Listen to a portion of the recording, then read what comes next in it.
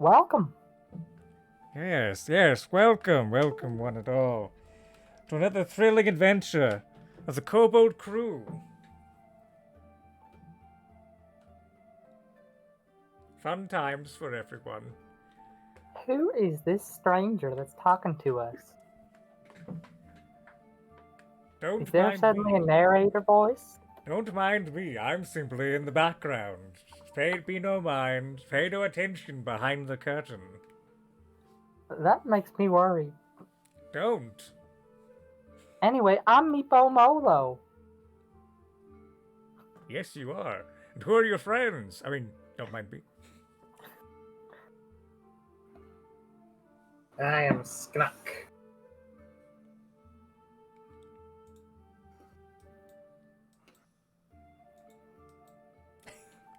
Oh, does that mean it's my turn to speak now? I think it is.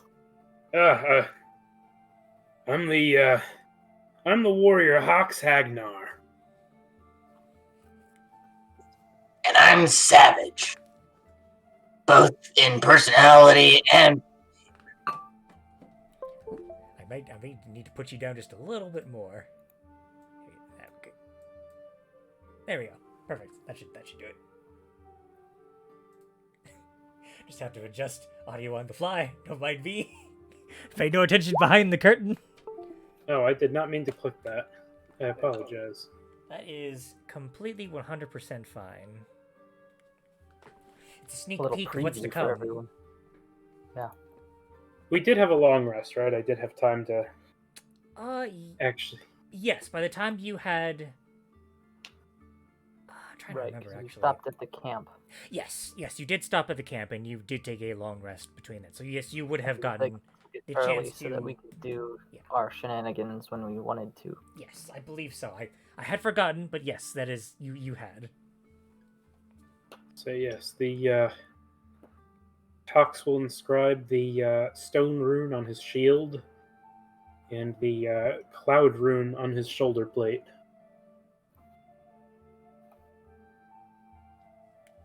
Indeed.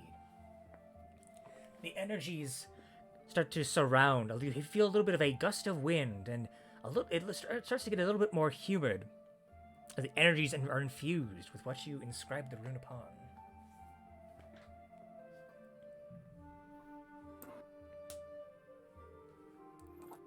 So, There sure are plenty of clouds out anyway.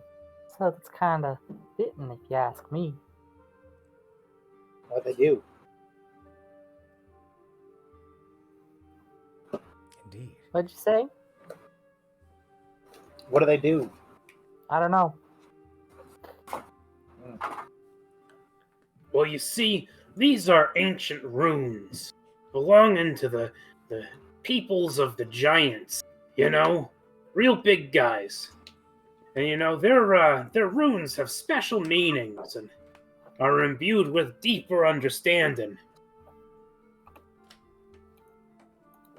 So who knows? They might work as a good luck charm.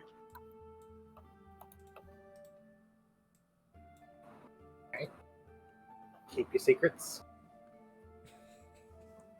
I just imagine the Frodo meme. Alright then, keep your secrets. Anyway, the last time we left our kobolds, they had finished searching the elven ruins in the Lonelywood Forest, who had subsequently killed an awakened moose that had been terrorizing the village, released an elven mummy who, while they could not speak their tongue, was friendly enough to accompany them as a companion, and certainly not least, met with the one called Ravison, druid in service to Oril, the Frost Maiden, and the cause of woe to those in 10 towns, and awakener of the beast of Bremen Lake and the Great White Moose. Sensing the power of this individual, the party heeded her warnings and departed back to Lonelywood Village, their task completed, as they had not been tasked with killing Ravison, but only to kill the moose in question. Upon completion of this task, and as well disguising your new compatriot in Sonar, subsequently you had managed to persuade a slightly abused awakened bush to follow you, as well. And you have seemingly, got quite the entourage, as it were. Did we ever get your name? I hadn't finished, but you did not actually get their name.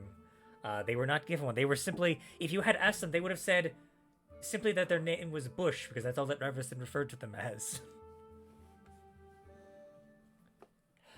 But upon disguising your compatriots, you had tried to brainstorm with each other about possible leads for your previous task as well, of finding the killer that has been plaguing Tin Towns for some time. As the bush gave you some new information that led you to believe that the killer seemingly might not have been Ravison, you turned your attention to the larger larger town of Targos, and had taken the boat that you had borrowed from Grinsk Berlbor, and used it to make your way to Targos. To which you had a significant change in atmosphere, as the people in Targos are seemingly just depressed at many different things, from the lack of trade due to the frozen riverside, just problems all around. You had made your stay at the local tavern, where the speaker of Targos, Nerth, makes his home there. After trying to find some information, the captain of the militia, Scath, a tiefling, made his way downstairs and made conversation with you. And after a little bit of persuasion and bribery, although there was a little bit of a skimping on that, do a deception check, he did point you in a direction of the possibility of where one of the suspects, Sefik Kaltro, might have been, in the company of Torg's Trading Company, which was just outside of town. To which you scoped them out, made some assumptions, and are now, currently, as a result of those assumptions, lying in wait just outside of town, behind some snowdrifts, waiting in the early morning to strike. And so this would be a perfect time to tell me what your plans are. And I'll go ahead. I'm going to actually move it to a map that I had prepared for this, where you can plan out what you want to do. So give me just a second to do so. So, if we're really doing this, I don't know that it makes sense for us to stay stacked up, does it? I mean, it could even be to our advantage if we attack as a bunch of kobolds, and then go back to being just really tall Skanuk later, then maybe no one will know it was us. That makes sense. Especially if Skanuk keeps his face covered. Yeah. Let's see. What do I have any? Can I improvise some sort of face thingy? I mean, it'll be cold. You're going to be wearing your cold weather clothes. You should be pretty covered That's already. true. That's true. I'll wear 7 scars instead of 6. Right. I'll give you one of my 6, and I'll wear 5 instead of 6.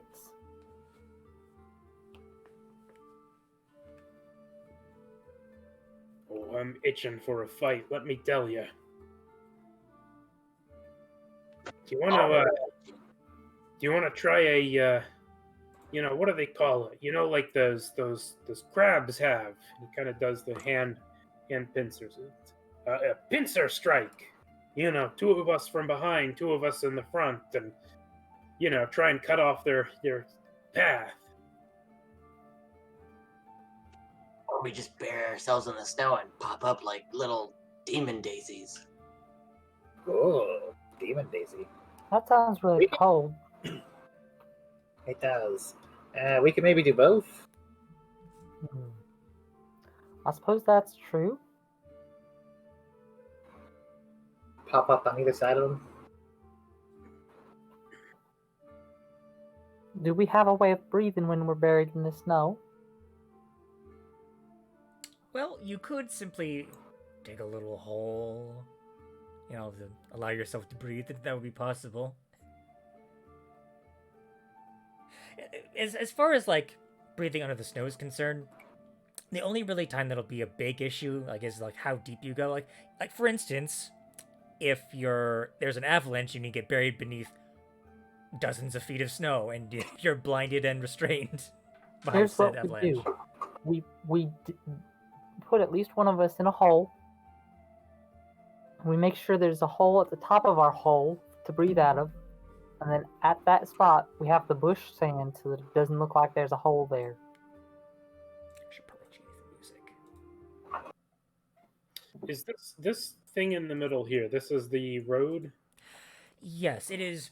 It is the makings of where a road would be. Now, keep in mind, this is what you Pretty see well here. snow drifted. Yeah, it's pretty heavily snow drifted. So there is the makings of what would be a road there. So you can see evidence of travel. You can see sled dog trails, paws. It's clearly it is clearly what the makings of where a road would be. So, what's the verticality of this sort of area? Oh, right there, not very high at all. Probably like a very subtle half-inch incline. It's very subtle. Meanwhile, the snowdrifts that you're behind are like a good, I'd say, like 5 feet tall at the highest, and then like a slow decline, like 20 feet out, like we would be like going downward. So this road is like effectively someone's piled like either gravel or dirt, and now snow is covering it, but it's just a very slight. Yes, essentially. Okay. So I think Hawks would probably try to aim to bury him. Whoa, whoop, I'm almost dragged off my token. But I think Hawks would try to maybe aim to bury himself in right here and just have his little snout poking up. Okay. So he could watch the road. Like an alligator in the swamp. Exactly. I might have to zoom out on stream if we're gonna go that wide out.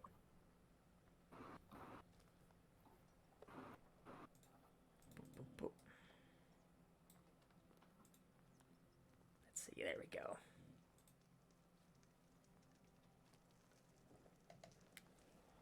Alrighty, alright, so you go out there. Meanwhile, what are the rest of you planning? I think I'm gonna dig myself a little hole somewhere around here, kind of on the back face of the drift, so I can pop up and have a bit of cover. Alright, fair enough. That's certainly doable. I'll probably stay back with Skanak. Alright, and what about Savage? I'm gonna take a couple bushes along with Bush or Yeah. Barry or whatever we're gonna call him, and I'm gonna disguise myself as a nondescript bush on the side of the road. So you're going to essentially use him as camouflage. Yes. Okay, alright, I'm down for it. So what about your friend Sonar, though? He's just kind of standing there. Since he's like a roving grove, could he be Grover? Maybe. It's a pun. Not quite a grove. There's not enough of him to be a grove. I mean, Right. he kind of speaks of. I mean, you can call me whatever you want. I mean, I'm just alive. Right. Which is Call why him you Bean. His name's Bean now. Bean. My name is Bean now. Whatever. What? But he doesn't grow beans. Are you sure about that? Do you grow beans? No, I grow good berries. Right. But you can pretend they're beans if you want. Sensi Okay. Bean. Oh no.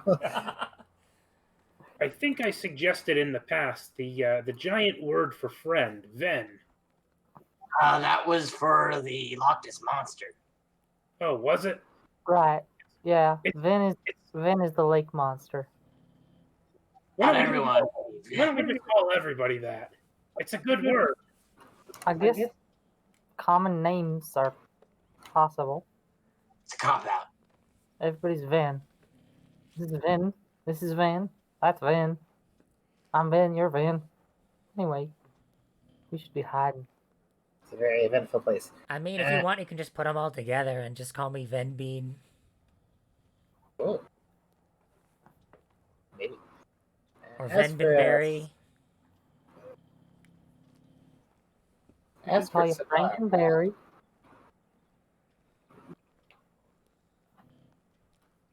You see the branches just kind of shrug, and it's just like, it's pretty chill. Like, it's pretty nonchalant, all things considered. Act natural. I already am natural. I don't know what you want from me, man.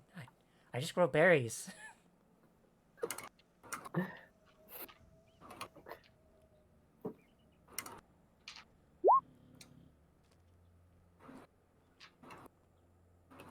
He is more recognizable, and plus he was walking behind you when you had walked up to the trading company. Perhaps you better stay out of this for now. Ah, so now just kind of nods. Just kind of You can be- plops down. You can be our backup if something goes terribly wrong. I'll let you know if it's going that way.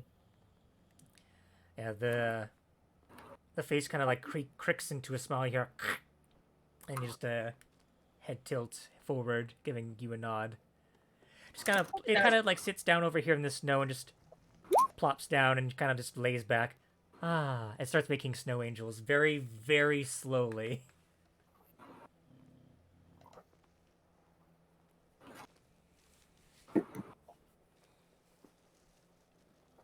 All right. Well, So should I roll stealth being a bush? Yes, at this point, because I mostly wanted to know what you were going to do with Sonar. So yes, everyone at this point can go ahead and roll stealth.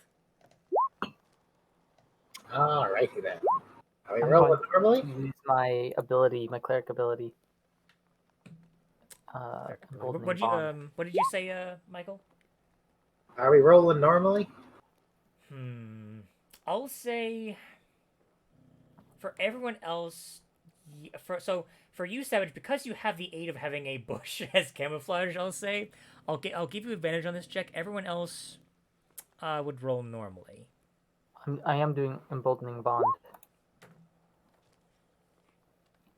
Does this affect ability checks? Uh, We'll try Yes, that. it does. It does affect ability checks. Oof. I'd have to like get in the middle of the road to get everybody, and then back over to here to hide. I figured. So you quickly bless and then run back. Right. 11. Don't forget, Eldath is helping us. Then I run back. I Great don't. is Eldath. I don't think a D4 will help Hawks. That's okay. It might help What? somebody else. It bumps it to a 7, which is better than a That is 3. better. Hold on, I need to double check something. Out of curiosity, how long does the Eldritch can last? That is a very good question. Hopefully the class feature would 1 hour. Okay, never mind. 1 hour. 1 hour. Okay, good to know. Okay, so that's what that is. So, okay, a 20, a 17, an 11, and a 7. Okay. I technically would have to roll for Sonar as well. Let's see here. Come on, be a real sneaky boy. No, I would ask if you would. Do you give the emboldening bond to Sonar as well? Can you give it to him? Yeah, any creature that's at peace with each other. Oh, excellent. In this case, you would. Wow. Is any creature that's within 30 feet of another creature that has this bond is able to use it. So unless somebody wants to get closer to where Savage is, or not Savage, Hawks is, then Hawks can't use the D4 anyway. Fair enough. Well, with the emboldening bond, these are the stealthiest snow angels you've ever seen, not heard. Right. He's going so Stealthy. slowly it doesn't even register any sound as he does so. So with that, It looks like snow angels, but it's actually that thing that stingrays do where they bury themselves in the sand. A It's massive just stealth. accidentally stealthing. pretty much, yeah. It is kind of like that. Like the snow is kind of piling on top of him, giving him unintentionally more cover to hide under. That'll do it. So that's 3 successes and 2 failures. Okay. So, you guys will. Okay, before I go any further, do you hear my dog snoring? No. Okay, because he's pretty loud. I can hear it beyond my headphones. It's fine. It's fine. How do I sound, by the way? Am I quiet or am I normal? You sound fine. You're good. Sometimes Good to know. no problems here. So, after about an hour or so, I'll say because you're all stealthed. Yeah, I'll say everyone go ahead and give me a perception check now.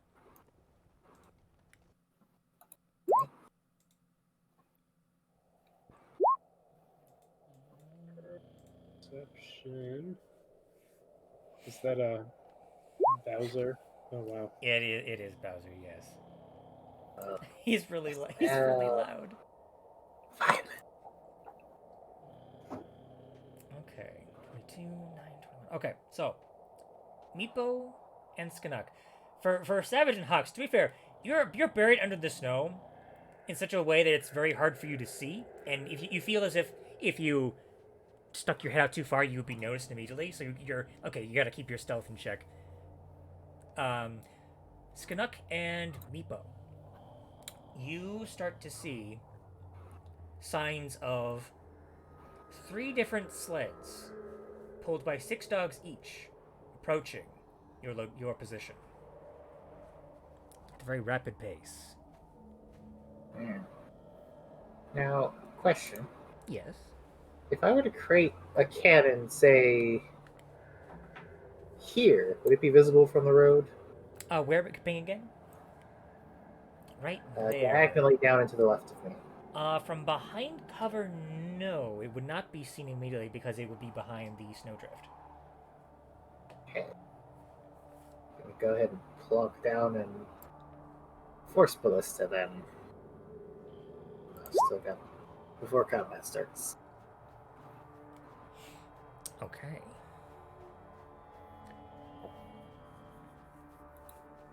Alright, so keep in mind, the emboldening bond would have worn off, but I'm keeping it in terms of the stealth checks. Just keep that in mind, Bebo. Yeah, that's why I didn't have the D4. Okay. So, I'm keeping it in terms of like the stealth checks. Like I'm having that applied to that. All right. So, Skanuk, you quickly throw something together and create. What do you create exactly? What does it look like? Oh, it's a sort of squat, four-legged crab-walking sort of thingy, but it's got a ballista mounted on the back. And the ballista is decorated with a dragon head. Yeah.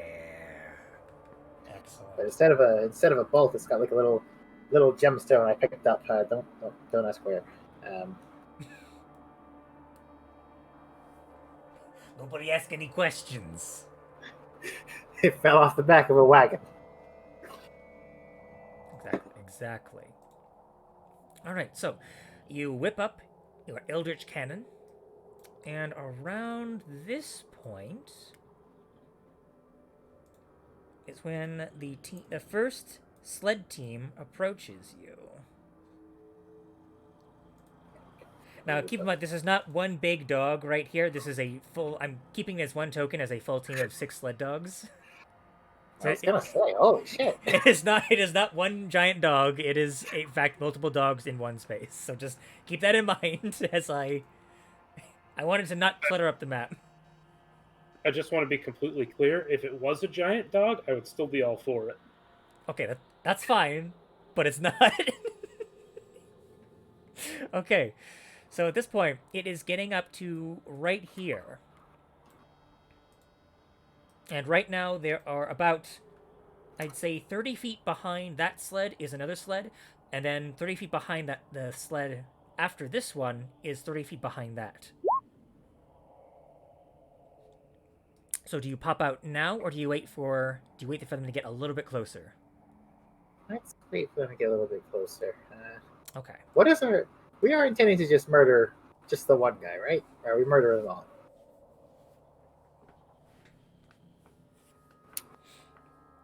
I feel like we did a critical lack of planning for this. Well, as you have that thought to yourself, they get up to right there, and then I'll make the other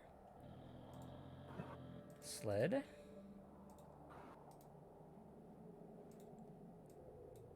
Let's map that out right about. Okay, right around, a little bit closer.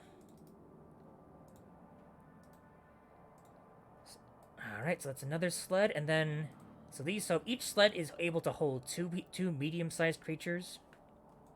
It seems, and this sled right here holds two of those goons that you had seen before. Some of Torga's mooks. And they are behind the sled for some reason. There we go. All right. Do you continue to wait, or do you pop out now?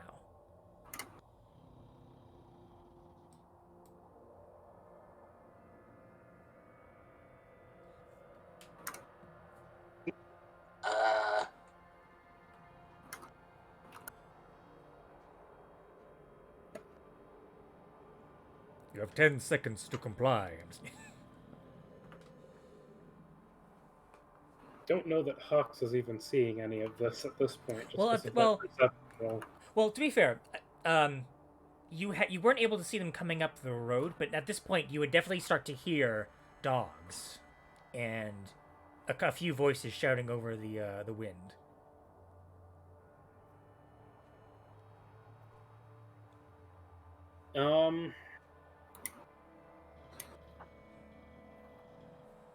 I think that at this point,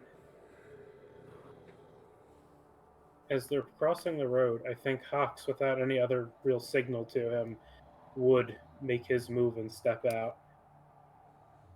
Okay, do you do so aggressively to start combat, or do you wish to just jump out? Well, I'm going to have my axe and shield drawn and just sort of jump out and be like, stop where you are. All right. So you go ahead and so in that case, you leap out in front of the. Do you lump out in front of it? Yeah. Okay. Just All right. down. All right. As you do so, you see Sefik Caltro point out to the stowbank which you jump out of, like, stop, Torga, stop! You see Torga like reach for the reins. Whoa! And like she kind of pulls back, and the dogs kind of skid along the ice. I'm going to have to make a dexterity saving throw for them. A 5. You see all the dogs skid to the side as she tries to steer the sled the right way. All the dogs get knocked prone, and the cart gets overturned, yeeting both Torga and Sefik in alternate directions. Hold on, I'm gonna roll a d4 for Torga. Torga gets thrown, 1, 2, gets thrown this way, and then Sefik gets thrown this way. Witness the violence as it occurs. Which also means, oh boy, that means there's a pilot that's gonna happen here in just a second. As this sled might ram into the other sled, has now turned on its side. I said turned on its side. There we go. Oh no. A very similar thing occurs. The sled bashes through, breaking a bunch of items. A bunch of supplies just go flying off into the air. Oh boy. So Savage, you also want to jump out as well in that same kind of location? Yeah, let's do it. All right. All right. So these dwarves. Oh god, these these. I think I think I said they were humans last time. They just look like dwarves. Oh boy, I need to hold on. They're very Nordic, you know. It's yeah. Yeah, very beardy. All right. So let's see. They get pushed up from where they jumped off. They would have gone. Actually, this one would have like leapt right on top of Torga, and the other one also on top of Torga as well. She is now being crushed by her own men. They're all prone currently.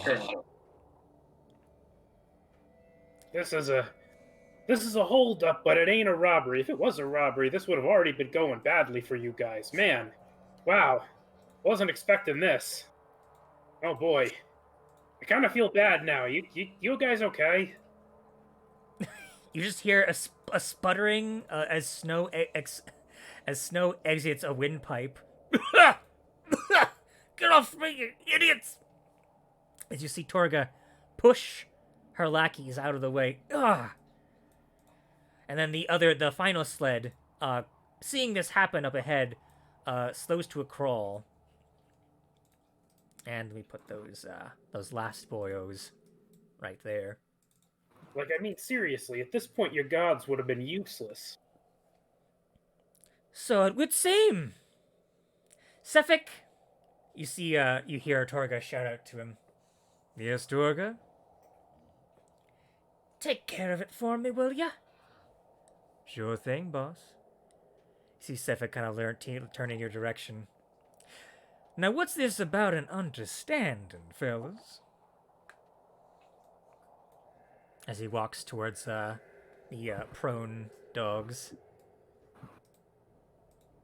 Well, my people got word of some suspicious happenings, and we're here to check them out. We're doing an inventory check on everything you're transporting. You'll be okay with that, right?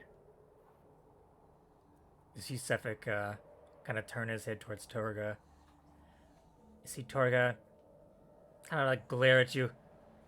First, yes, you jump out in front of my sled, and now you're trying to ask me for my inventory? Ha! Fat chance! We're not asking for your inventory.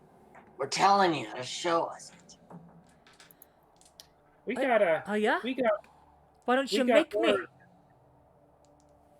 We got word that you wouldn't be too willing to show us if we asked anyway. So, yeah, we are gonna have to do this the hard way, ain't we?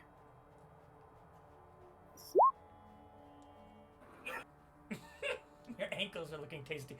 I will ask you, Meepo, at this point, would you be casting that spell? Yes. In the area around the guards and the dogs. Okay, so around it's a down 20 here or right? over here? It's a 20-foot radius, right? So it is. So let me... Let me- One moment. That's pretty big. Wow. I'm surprised at how big that actually is. That's surprising.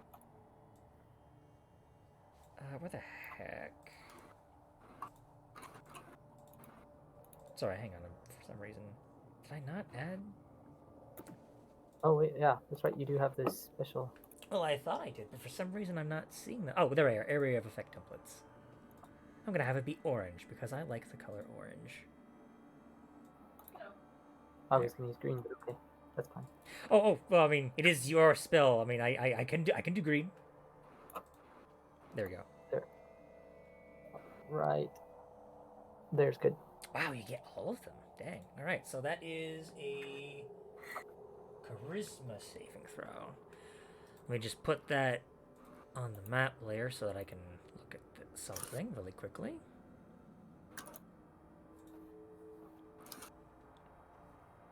Okay, so this will be Sefik first. Sefik fails. Torga.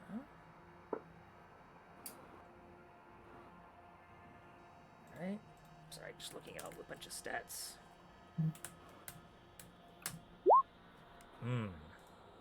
That's potentially not very good.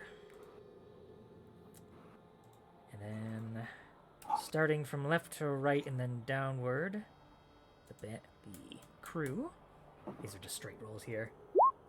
19, 7, and 2. So 3 fail. The first one succeeds, the one next to Torga. The other 3 fail. So interestingly enough, that fake smile that Sifik had disappears, and it's just replaced by just a very blank look. But the eyes still maintain that slight, strange, odd look to them.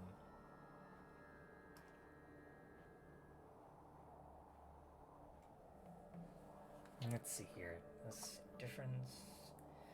Indifferent about creatures of your choice. Okay, good to know. Alright, as soon as you start casting that spell, you heard Torga shout out, I like to see him make me try. Oh, sorry. That didn't come out right. I had something in my throat. My apologies. Why don't you try and make me? Huh? You ain't getting a look at any of my stuff. Especially not some frickin' kobolds. Bleeding scavengers, the lot of ya. Sefik, take him out. No, she did not. How dare. You see Sefik kind of like look towards her. I don't know, Torga. I mean, they seem pretty fine to me. Nothing wrong with a little conversation. Sefik, you bloomin' idiot. What am I paying you for? When did you suddenly get with a lack of murder? Never questioned me before. I don't condone murder. I'll have you know. That's just rude. And it isn't the way of Eldath. Screw bloody Eldath, Torga says. Well, that's no way to talk about a god. Did you just happen to say murder? And what if I did? What you gonna do about it? You bleeding little scavenger. Well, who you been murdering, first and foremost? Bleeders like you, who don't know how to get out of my way. Well, you see, there's been, murders of people who, ain't in anybody's way happening lately. And, quite frankly, you're right, we are a bunch of scavengers, but, I'd rather scavenge from the, cast-offs of the living than picking over corpses, so... You see her actually reach for her belt, and she pulls out what appears to be a scimitar and a dagger as well. Can I say something real quick? Back when she started initially insulting us as bleeding kobolds, yes, I'm just gonna drop into a rage right now and charge her. Okay, in that case, go ahead and roll initiative for everyone then. As soon as I pull up the beans. Hang on. It looks like it actually worked for Meepo. Oh, did it? Beans. Yeah, that was the 19. Well, I still had everyone else's on. I can just easily add her back. Okay, now you can start rolling initiative. Wink. Low rolls for Hawks today. Hopefully this will turn it around.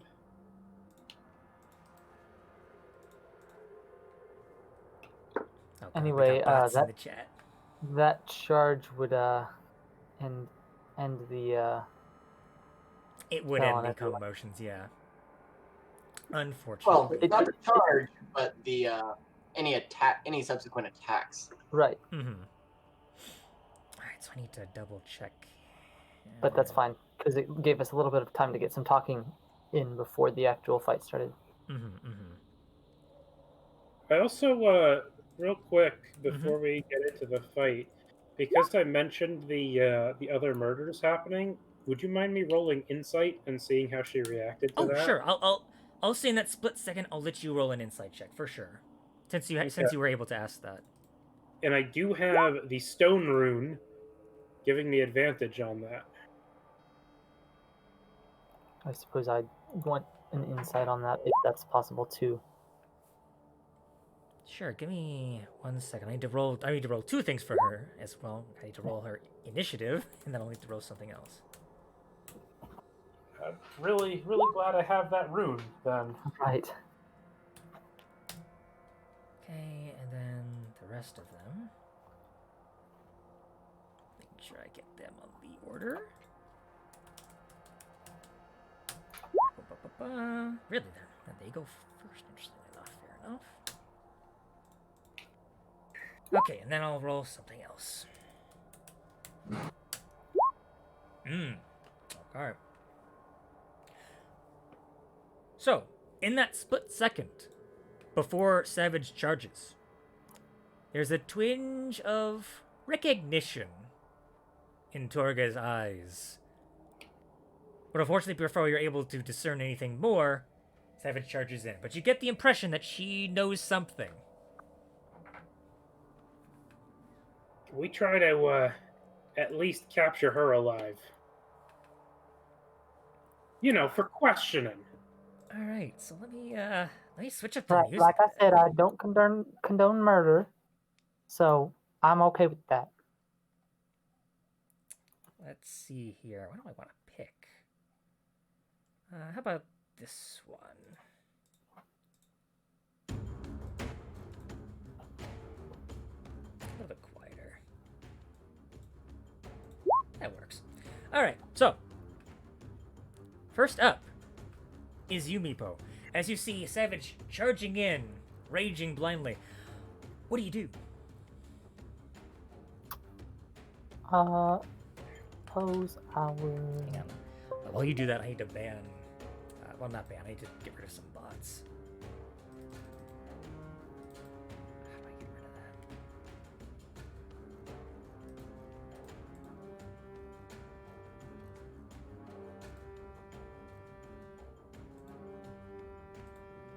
There we go. That should work.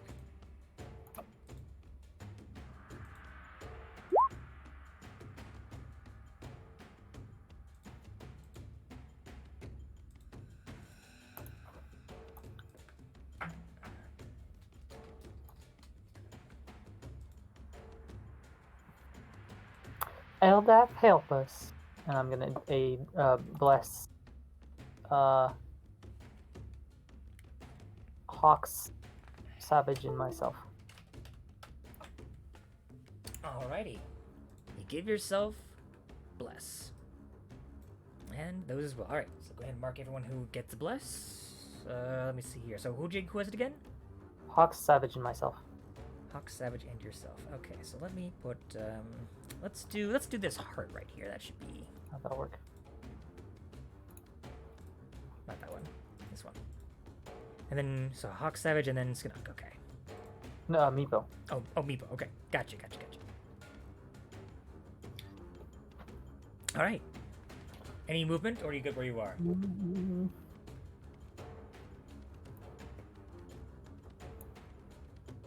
Over there. Alright. You see the bush just kind of quivering like, gotta get out of here. Just stay right there and they won't do anything because they don't know you're a bush. They don't know you from any other bush. You're right. I just have to act natural. And he just stops moving. Alright, so that's your turn? Right, that's my turn. Okay. So let me double check something about calm emotions. Let's see if the target's... So nothing's taken damage yet. Correct. So in that case, because of that, only the one crew member who succeeded the save will be attacking this turn. That'll be the one right under Torga. So let's see here. You actually watch as the individual pulls out a light crossbow, and he takes aim and gets in front of Torga, in front of you. He's actually going to shoot you, Savage, seeing as you're charging. So let's see here. That'll be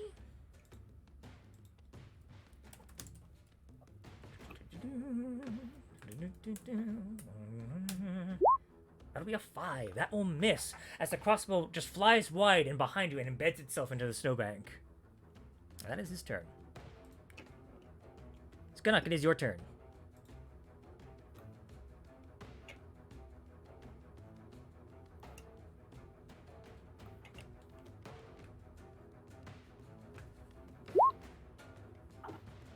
Fairy Fire. Are you muted, Michael? Yes, I am. Curses. Okay, so you cast Fairy Fire. Where do you cast it? Let's see. I think the maximum amount of jumps is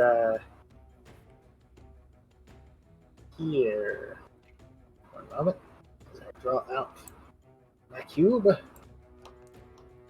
Before time began, there was the cube. Yes. Alright, so that'll include the dog as well, but they're considered non-combatants right there. No stabbing on the hound. Alrighty. Suffolk first. That's a natural 20 for him. Bugger. That's very unfortunate for you. And then Torka's minion. An 18.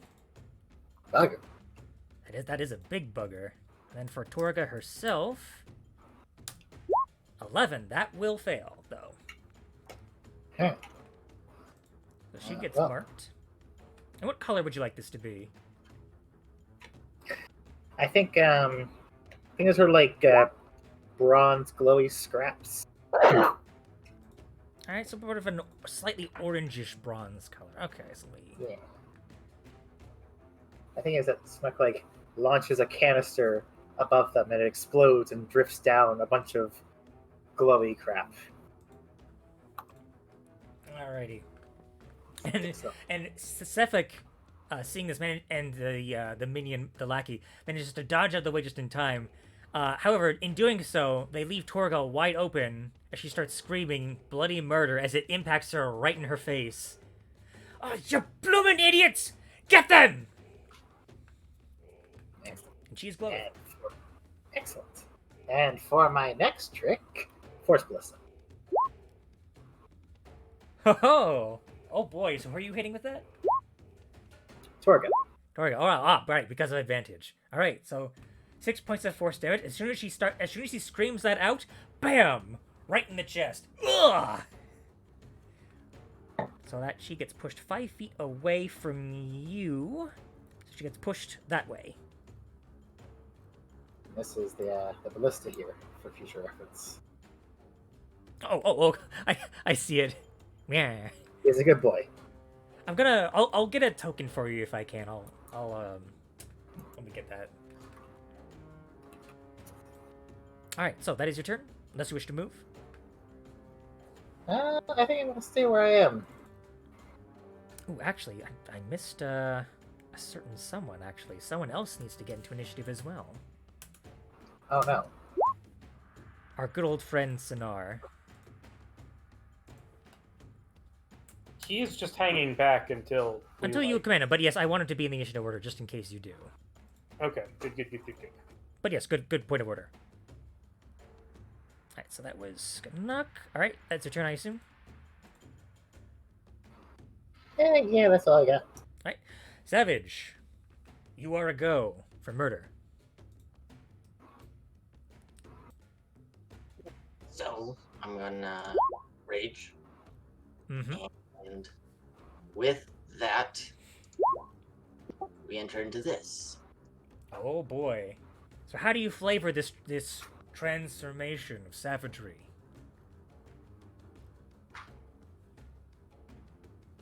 Let's go ahead and go with the claws as, let's say, bear-like claws and pads develop on my hands and feet, propelling me forward as I charge the wench, screaming profanities at my people. You do indeed. as you scamper around the dogs, or just kind of nip at your heels as you go by. You leap right at Torga, and given the bright glowy scrap metal sticking to her clothes, you are primed with advantage. Ooh, unfortunately, she kind of like, as she wipes her eyes of the glowy, glittery scrap metal, she ducks out of the way of the first attack. And I get a second attack as a part of the same action. That's part of your claws. For claws. Okay, 19. That will hit. Ooh. Does that add your rage to that? Yes, it does. It does. Okay, so that is total. Okay, so 10 points of damage. That is a solid hit.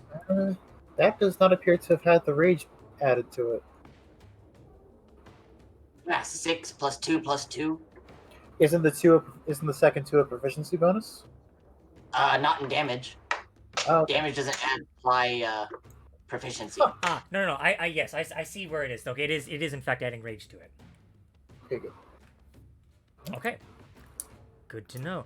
As you slash across her chest in the same area where the force ballista hit her, you see Sifik kind of like shake out of his stupor, and so do the other lackeys. And you hear Sifik curse under his breath. Damn! Clever bastards. And then, as a bonus action,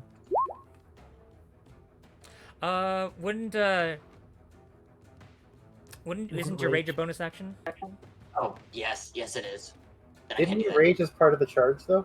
You did. That's up to the DM because I'm going to say, because it wasn't an attack, I'll say you're able to get the rage off before the initiative starts. I'll let you do that. Okay. So,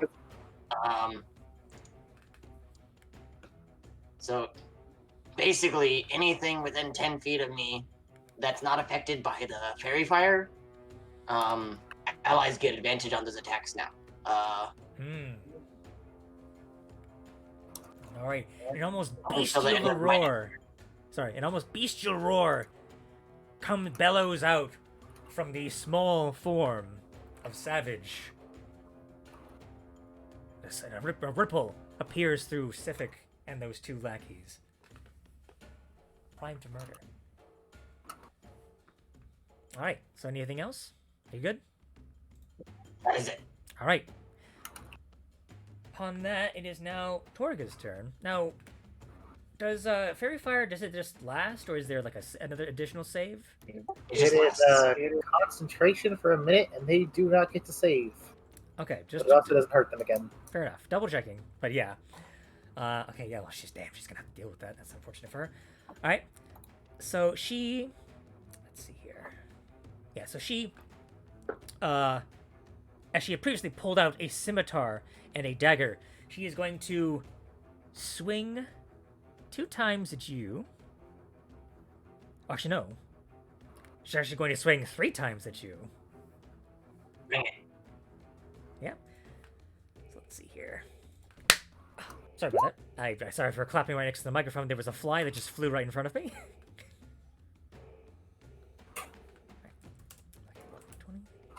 Alright, so the first one for the scimitar is a 9 that will miss, and a natural 1 for the second one that will also miss.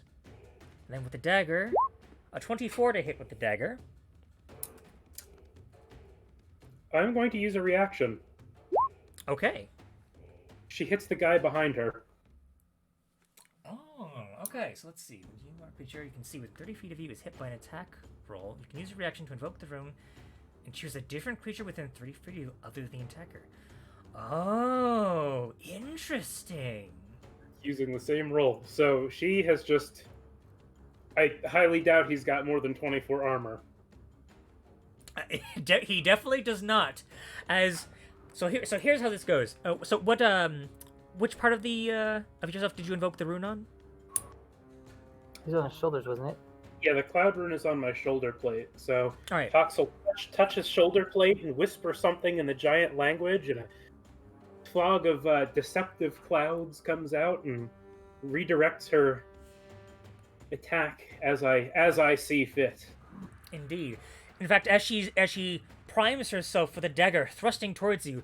The cloud just redirects her swing at just 180s her, and then bam, stabs her crewmate. Ah, boss, why? I didn't mean to, you bloomin' idiot. Just attack him.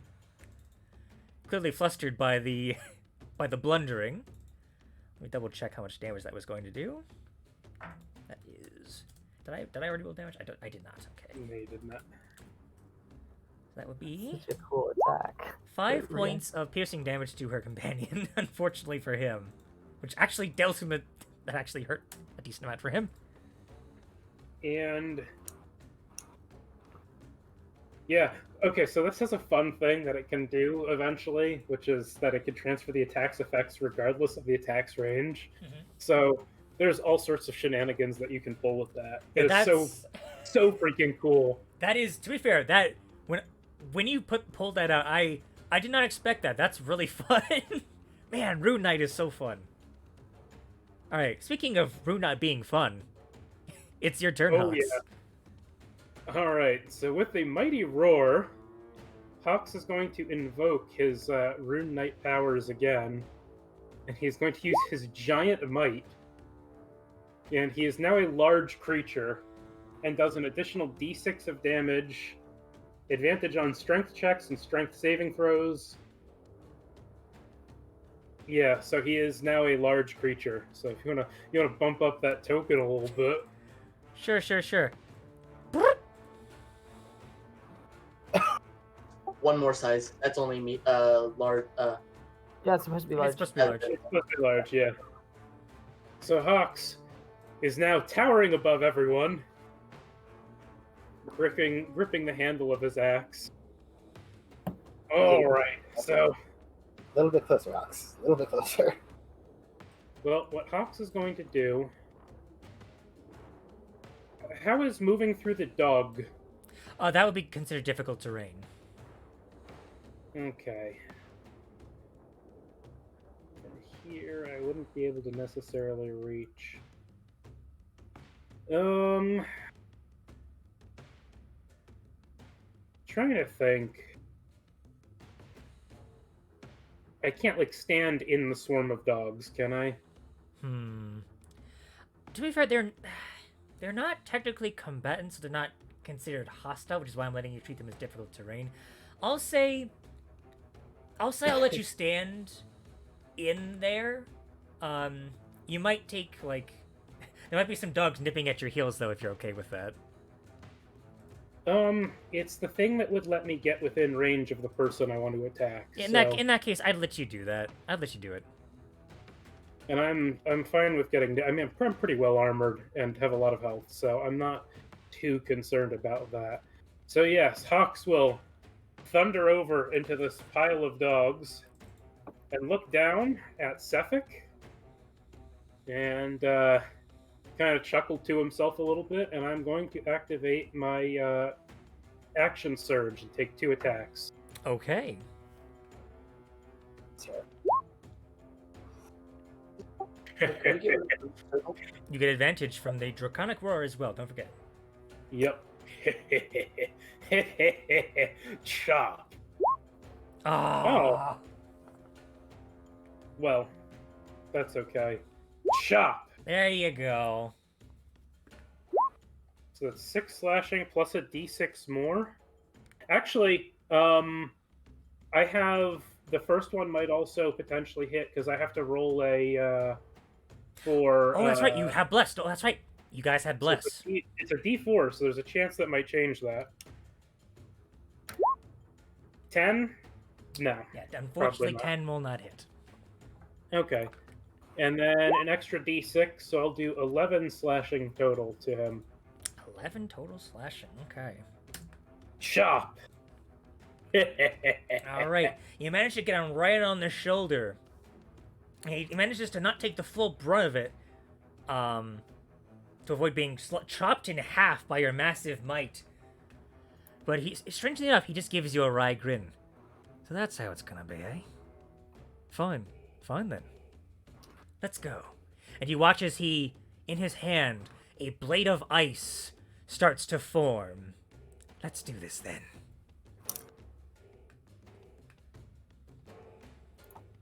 as it is now his turn. Unless you had anything else you wanted to do. I don't think there really is anything else I can do. Okay. Can we get rid of the green circle? Yes, that is a that is a long good gone suggestion. I suggested a bit ago, but it got buried in text. Yeah, my bad. I mean, I was a bit distracted with Right. initiative. There's a lot going on. So it's now his turn.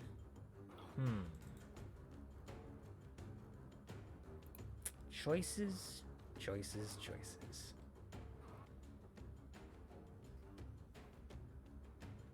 Yeah. Yeah, you know what? He is going to attack you twice. Hawks. Okay.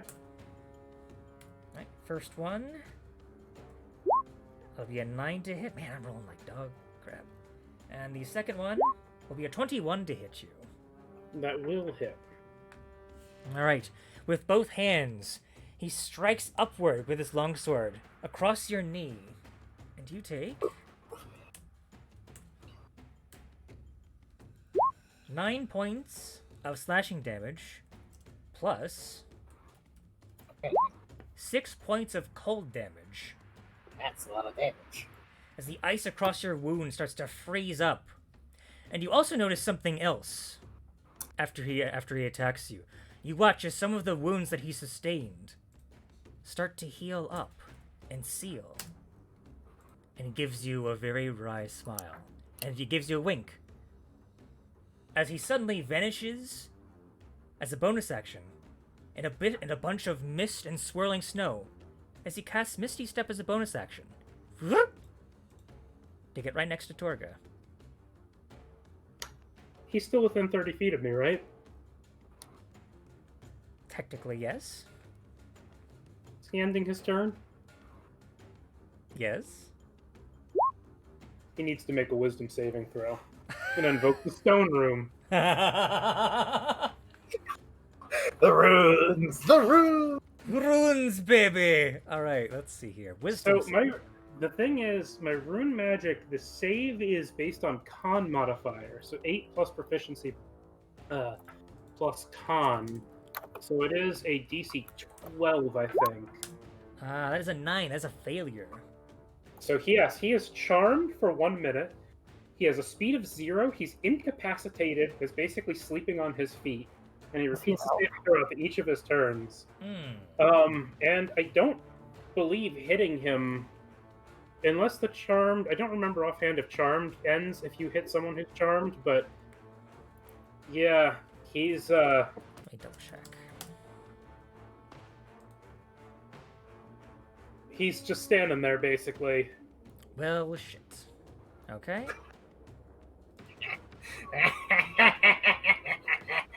Yeah. Have fun in the wake and dream, buddy. Should have been in a cave. This wouldn't have happened if we were all living in caves, I tell you that. Good to know. Alright, well, that was his turn. It's now Sinar's turn. Of course, Sinar is just making snow angels, prone on the ground. Ah, not a care in the world. Meepo. Right. I'm gonna.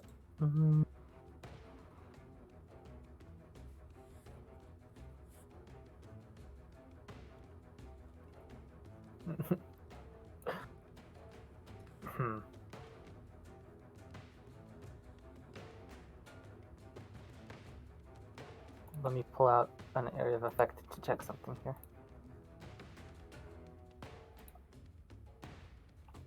Alrighty. Take your time.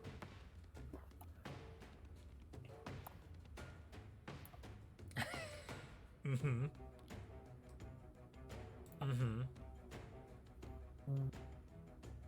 Would that be able to hit all of the dwarves, all three of those dwarves? Men? The one on the bottom is just, it's not quite enough to get him all the way. Right. Here's an idea. Cheese it. It's still 30-foot cube. Right, still the terrific cube. It will not get Sephic, but it will get everyone else. Right. I don't think it'll matter. Probably won't. So what is it? Wait, what? It's cold, right? I mean, Does that give them disadvantage on checks and stuff? If they're freezing in the wet and cold? oh. Yeah. Wow. Now, to be fair, that will take a minute, but you might have fucked them over for Oh, those poor dogs. That is despicable. I like it. Now, I'll give you some time to cool off. If you just calm yourself, we can warm you right up. So as this basically freezing rain falls on them and douses them, is that like it's a 30-foot cube, 10 gallons? Yeah, that's just this pouring about equal to what equivalent to 10 gallons of water just pouring down rain on that area. Yeah, they get soaking wet. Ah, and they all just like start cursing. That is despicable. I'm frustrated and proud. That's That's like the better version of heat metal in this world. It's glorious. I have to take a moment to applaud you for that one. So we'll see what happens after the combat afterwards. Well, I was just looking at my spells like, what would that do to a combat? Like it may not affect the immediate combat, but like But it'll at least demoralize them. yeah, it's a good bargaining, threatening chip. So okay, that was your turn. Do you want to move anywhere? No, I think I'm... Wait. Yeah, I'm gonna stay here. Okay. I'll stay near Stock if I can. Alright, so let me remove this. Quickly remove that since it's not gonna be on there. Let's see. Hold on. Let me it's gonna Maybe be mark like the ones that were hit with the yeah, rain. yeah. I'm trying to think And of the dogs. oh, probably. actually, here's a good one. It's perfect. It's like a little snowflake. Mark those guys. That must be new. I don't remember seeing that one before. Maybe I overlooked it. Probably an overlooked one. Probably. I would have used it a lot, probably, if I had noticed it in the other campaign we played. Alrighty. So those currently people are soaking wet, and speaking of them, it's now their turn. They are not happy. Not happy at all. You see the three lackeys that were affected start, like, their teeth start chattering, they just go so let's see, that's after a minute they're gonna have to be dealing with that. So they're all going to gather around Torga to create kind of like a little defensive shield, because she pays the bills. Let's see, can't get quite that far. Let's see here. Yeah, two of them are gonna go for you, Savage. Let's see here. Yeah, +3. So 2 attacks with scimitars against you. It's a 7 to hit and a 6 to hit. Both will whiff wildly. They just can't seem to get a hang. You're just like yelling and screaming profanities, and they're just kind of put off, like, kill it, just swinging their swords down at you. Unfortunately, not able to find perches. Let's see here. This one, he can't take a shot. He doesn't want to leave your space, so actually, he's also going to swing his sword at you. For a 13, does a 13 hit you, Savage? Not. Okay, so that would also miss you. Man, they all went. Man, whiff city today. Oh boy. This one, however, the one on the back end is going to take his crossbow and shoot you, Hawks. Okay. For a man, that's a 6. So, despite your large form, shoo, whizzes past you. Must be the chill in the air, he says to himself. Maybe he missed Hawks transforming into a giant, so he aims for normal kobolds. Right. So he aims where currently there's just an empty space where the legs are currently. Wow. All Oh, right. so that's not an illusion. That's Alright. real. So, that's their turn. Man, the Whiff City all around. God dang. Skunnock, it's your turn. Well, now I find myself with a choice. I could make Hawks. I could make Hawks huge. All right, or I could drop Fairy Fire on all of them Hmm. because they are in a 40. They are in a 20-foot cube now.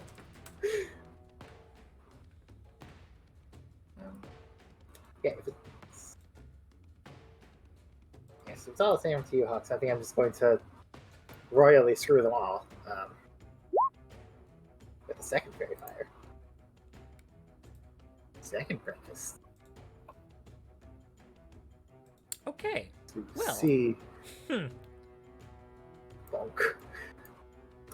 Well, beans. So the canister goes up, trailing smoke and like sparks, and explodes, and shards of questionable glowing material float down. It looks a bit like thermite, but we're not there yet. Alright. Well. Alright. Oh, can I exclude someone from this? No, I cannot. No. I'm very sorry. I have advantage on the save, so You do. That's true. And the one guy is incapacitated, so he doesn't get to. I don't pass. Wait. Yes. Bless. You have bless, so if you get 2 or more with your D4. Yay! Hey! Lives. Alright, so, bandit boys, here we Well, go. that be praised. 1, 2, 3, 4. And then, so, Sephiroth is incapacitated, he fails automatically. And then Torga. Torga succeeds, only... Wait. Incapacitated doesn't cause automatic fails on saving throws? For certain ones, yes. Let me double check. That's a good call.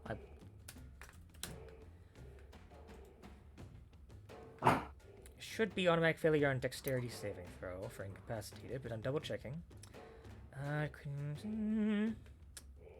Oh, never mind. Can't take actions or reactions.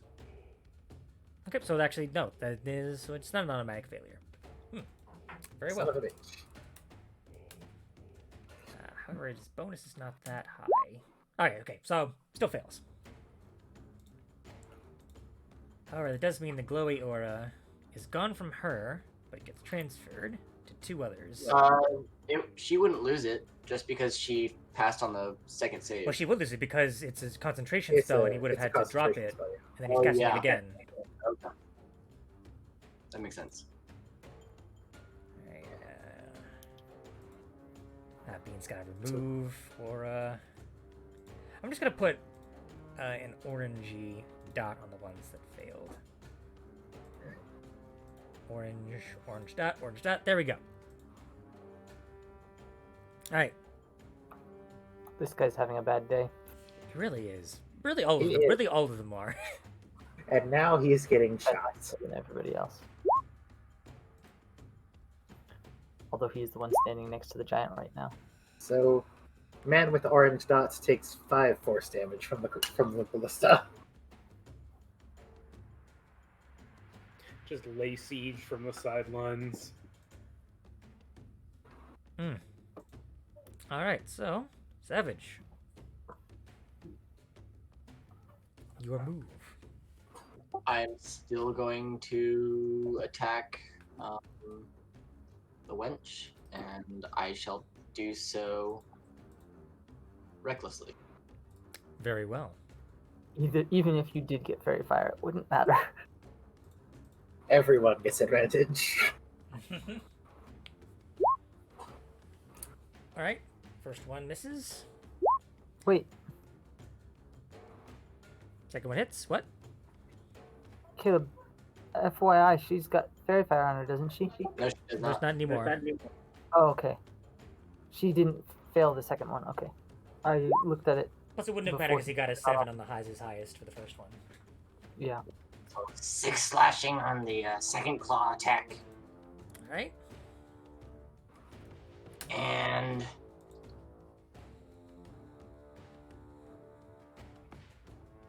I will do the Beastal Roar again.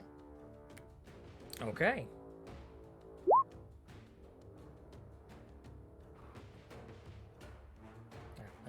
Enemies within 10 feet of you, so that's basically everyone. Basically everyone. Well, except this one guy. No, it hits him too.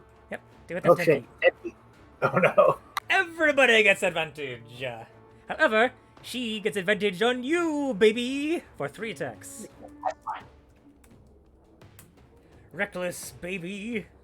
So 2 with the scimitar. That's 22 for the first one. 16 for the second one. Does 16 hit?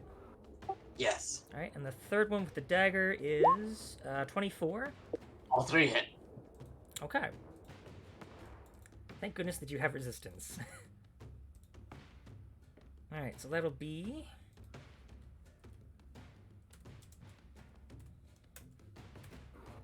Oh, not that. That'll be 5 points reduced to 2 for the first. 9 points reduced to 4 for the second. And 6 points reduced to 3 for the third. Alright, got all that? Yep. Alright, and she Nice. just lays Fine, into fine. you. Slash, slash, slash. Unfortunately, I don't have my cloud rune to. I can't invoke the cloud rune again to protect you. Unfortunately. You at least get your reaction back, and it is now your turn. Alright, so, first things first, I'm going to use my bonus action to second wind, because I did take a decent amount of damage. So d10 plus my fighter level, so it's a d10 plus 3. I'll get 6 health back. That's not great, but it's not bad. And then I will move 10, 20, 25 right here. Now, there is nothing that... he gets to repeat the save at the end of his turns, but me attacking him does not change the status of this charmed. It's pretty fantastic. So I have advantage against him. He's incapacitated. I am just gonna lay into him. I don't like him and his Healy shenanigans. So I have advantage. It's 1 attack. I also have the plus D4 from. Oh my god. Well, you certainly hit him. Okay. Does that mean it has an extra 2d6 now? Yep. Yeah, it certainly does. So 13 Okay. and 3, so 16 points of slashing damage. Oof. As Hawks roars out, "Chop!" And you do Brings so. his axe down on this guy. And you're sure there's no, like, on a hit, he gets out of charm? Like, he's just incapacitated Nope. still? Charm does not have that effect naturally. A lot of charming abilities say that they're charmed until you attack them. And in the case of this one, he does get a save at the end of each of his turns. So there is, like, he's not just stuck for a minute. So he can repeat the save again now Wow, after that- he's done with his turn. But Wow. yes, he's Josh has released a lot of really crazy stuff. Jesus. All right. Well. Okay. so also theoretically for being incapacitated, because he's still conscious, he can still move. He's not. Didn't it say it dropped his speed to 0? It does drop his speed to 0, but it's. I guess that's true. Yeah. If Well- there was anything that gave him extra movement after that, that wasn't like an action or a reaction, maybe he could do it. Like if some other person gave him extra movement. Well, he could theoretically, because it's a bonus action, he could theoretically Misty Step again. Right. Well, still has- that's still considered a type of action. I wouldn't. Yeah, I wouldn't. You Okay, well then. does not allow for bonus actions, so you can't do like healing word or misty stuff. Okay, well then he's stuck in place. He's still not like unconscious though. He's He's just standing kind of, he's there, in a dreamlike stupor, essentially. and on his worst nightmare. Okay, Yeah. so yeah, his turn is basically just going to be him repeating the save. Yeah, which he will do now. Which he Then is he still under. fails it. However, he does heal back some damage. But, yeah, unfortunately, that's all he can do. Damn. Any way I could like try and estimate about how quickly he's healing? That would be, I would say, Like, did he heal back everything I just did to him? no, definitely not. I would say do like a medicine check if you want. Okay. Oh, wait, hold on a second. I just learned something. You said it's charmed? Yes. He's actually immune to charmed. Okay, well then... Is he an elf? He's not an elf. He's a demon. So, I'm letting the previous round stand, of course. Of course, he was incapacitated. However, it seems like this round, he shakes himself out of it. Ah, you tricky bugger. Well, I think it's time I return the favor. So my apologies that I did not read my own monster closely enough. Alright. So, And then that should have been a 13 for the medicine, potentially, to... okay, 13. It seems like he heals a small chunk at a time. You think maybe like... And I'll give you at least this mechanic. At least 5 hit points worth. Okay. Alright, so... First attack against you, because he does not like you. That's a 23 to hit you for the first. And a 13 for the second one. Okay, well the 23 will definitely hit. Alright. So that's 12 points of slashing damage. Plus 8 points of cold damage. Alright, Hawks is down. I kind of feel him like if I knew he was still active, I'd... Okay. I would have let Yeah. I would have well, let you move if you wanted, but he would have probably misty stepped towards you. It's whatever. Sorry, man. I apologize.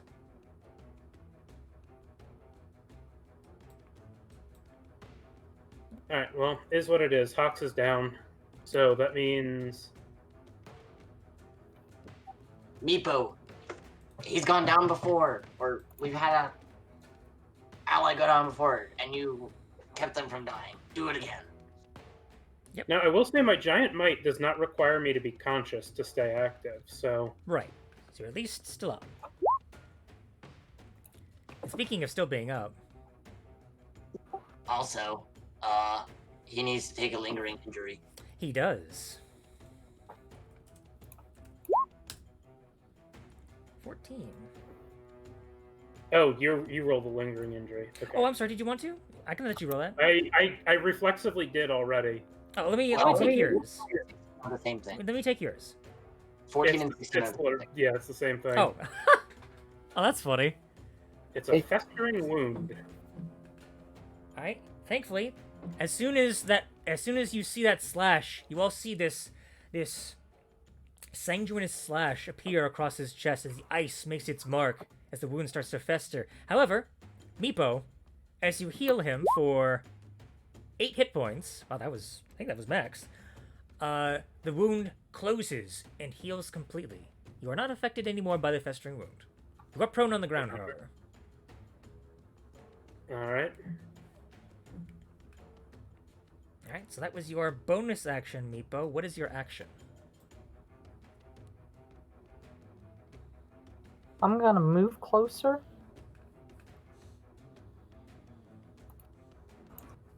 And then I'm gonna use Word of Radiance. Wait, is it...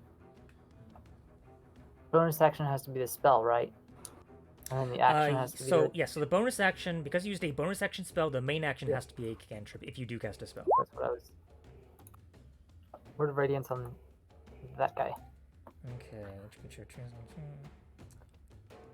range is 5 feet. Oh, it's 5-foot range. Mm-hmm. Hmm. I thought Word of Radiance would have a longer range. That's bizarre. It's just that it hits everything, potentially everything around you. Oh, okay. So it's like if I'm surrounded. Mm-hmm. Anyway, instead of that, I guess I will. Wouldn't the guy have taken a lingering injury from the crit then? He would have actually. So that's a good point. Forgetting my own rules. Thank you for pointing them out to me. Ooh, that's a bad one.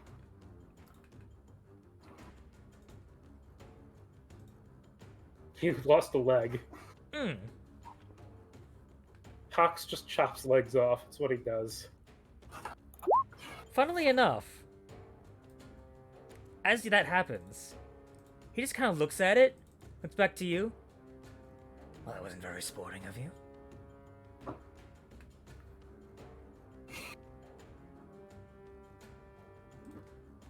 I'll have you know where the Wait. sporting. I'm gonna move back before I do that, since the Word of Radiance. I'm gonna see if I can get everybody 25, 30. Let me add that information to his character sheet. Yeah. 30. Okay, so I'm gonna move there first, then I'm gonna use Emboldening Bond, and then I'm gonna continue my movement. Okay, so who are you emboldening bond? I assume Hawks? I'm using Emboldening Bond on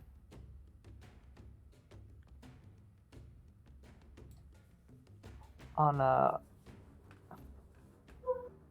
many creatures did it say? A number of willing creatures equal Equal to to my proficiency proficiency bonus. bonus. Okay, so that's 2. 2 right now. Okay, then I will just do it on Hawks and Savage. Alright. Alright. So I believe you also have Bless still on them, right? Yes. So this, I believe this stacks. Yep, this is not concentration as far as I can tell. So you guys get an extra 2d4. Oh boy. Convenient. Okay, so that is your turn, Meepo. You alright, Hawks? I've been better. I'll help out in a bit here. Well, I've been worse too, so don't sweat it too much. Okay, now it's the crew's turn.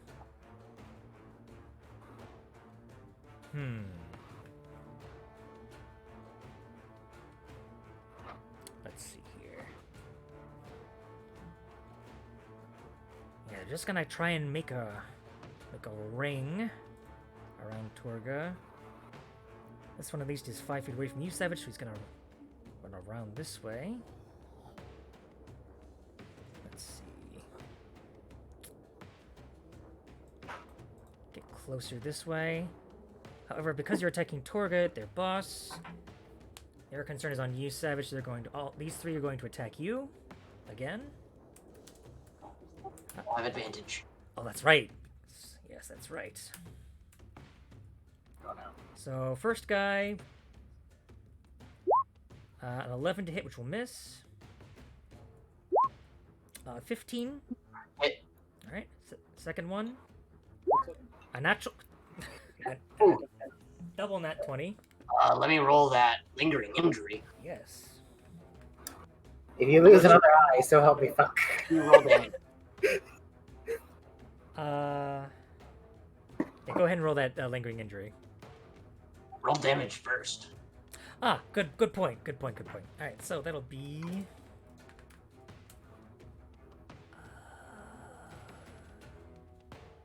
One second. So many notes. Blah. It is 3 points for the first one, and 4 points for the second one.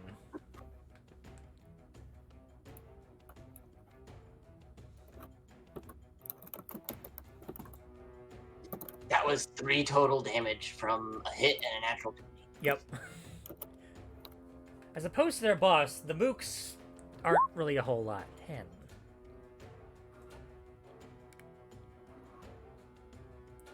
As the blade impacts your chest, you feel a resounding crack as you feel, oh, that's not good. You think you have some broken ribs.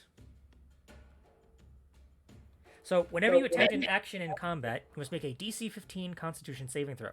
On a failed save, you lose your action and can't use reactions until the start of your next turn. The injury heals if you receive magical healing or if you spend 10 days doing nothing but resting. Got it.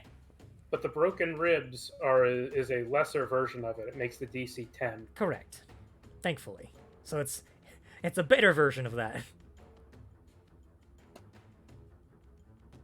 It's like your ribs are broken instead of your spleen. Exactly. That's easier to deal with. Alright, and the last one is just going to take a shot at you. Actually, no. They're going to take a shot at Meepo, because they're doing a whole lot of healy shit, and they don't like that. That's a 22 to hit you, Meepo. Well, that's rude.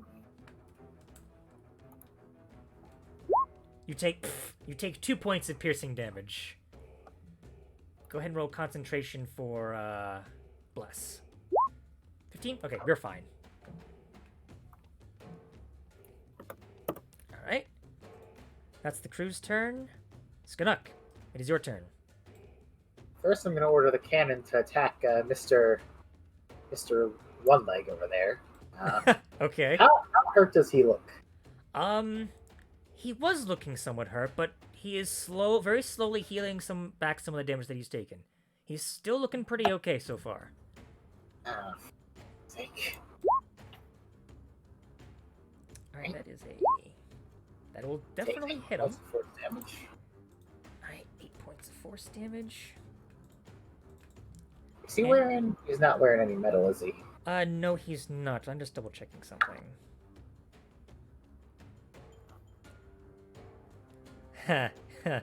I'll say this. I'm gonna make him roll an acrobatics check because you're pushing him back 5 feet when he's missing a leg.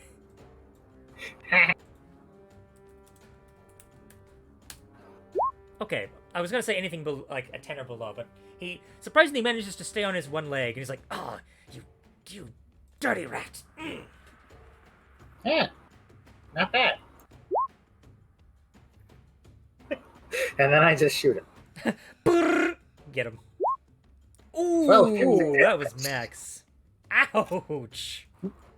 And it's a +1 crossbow, so even if he had like resistance to non-magical damage, that wouldn't matter. Oof. Ouchie mama. That certainly hurt. Now he's looking pretty hurt now. Hey! Fuck you! You just put yourself on the list, rat. I am the list, asshole.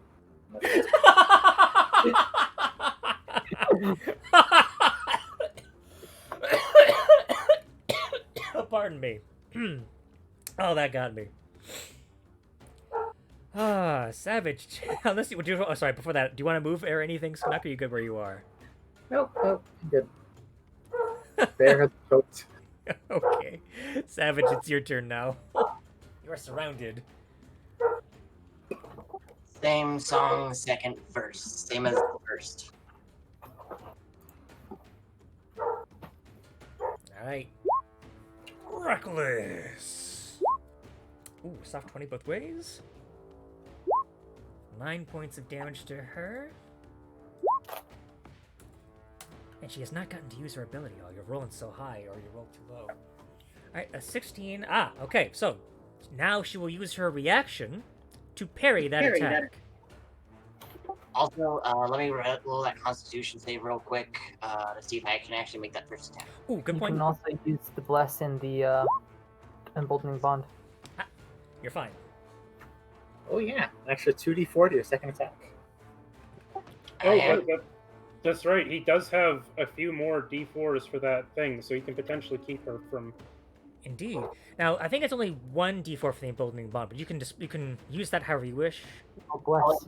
It's Emboldening Bond plus Bless. Indeed. So as she tries to parry you, as she tries to block that claw with her dagger, you knock it out of the way, and the claw embeds itself into her shoulder. She will take that. So go ahead and roll damage. Oof. That's 15 more points of damage. Ooh, boy. She does not look happy. She's looking pretty bloodied right now.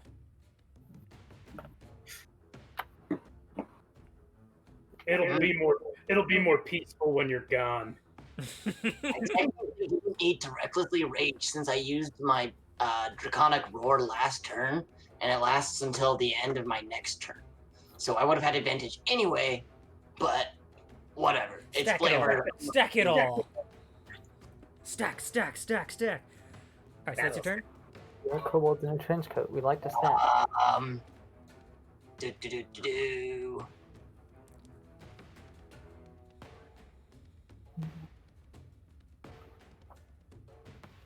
Yeah, let's call that my turn and go with it. Okay. Torka has a decision to make here.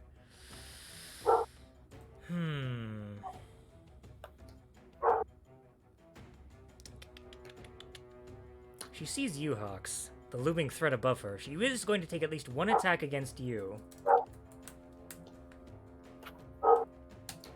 21 to hit you. That will hit. Oh boy. 6, you take 7 points of damage. I have 1 hit point left. Oh, and as she directs the other 2 towards Savage. Alright. So that's with advantage for the scimitar against you, Savage. Soft 20. Hits. And a 17. That hits. Alright, 1d. Alright. Wait, no, ignore that. That does not exist. Hey, that's my health. 1d26. Sorry. So that's 9 points reduced to 4 for the scimitar. And then 6 reduced to 3 for the dagger.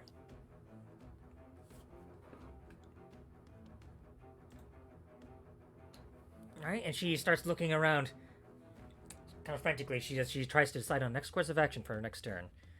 Hawks. It's now your turn.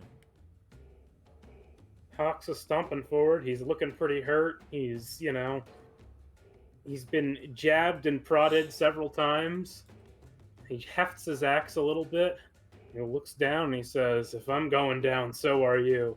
And first, he will use a Draconic Roar to replace the Draconic Roar from Savage, which absolutely will hit everyone. Everybody! And then he will take his axe and he will bring it down on Sefik again and try to hit. An 18 plus 2d8, so yeah. Ouchie, mama. That is 5 plus a d6. So 11 points of slashing. Alright. Chop. Okay. He's still up.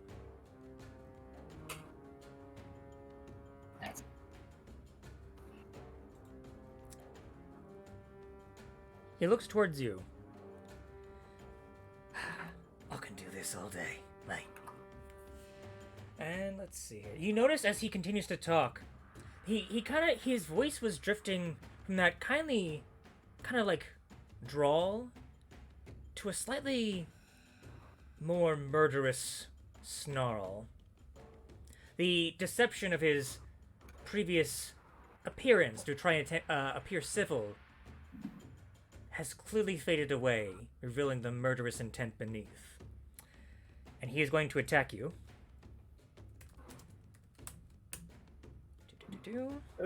Please roll low. Well, we'll see.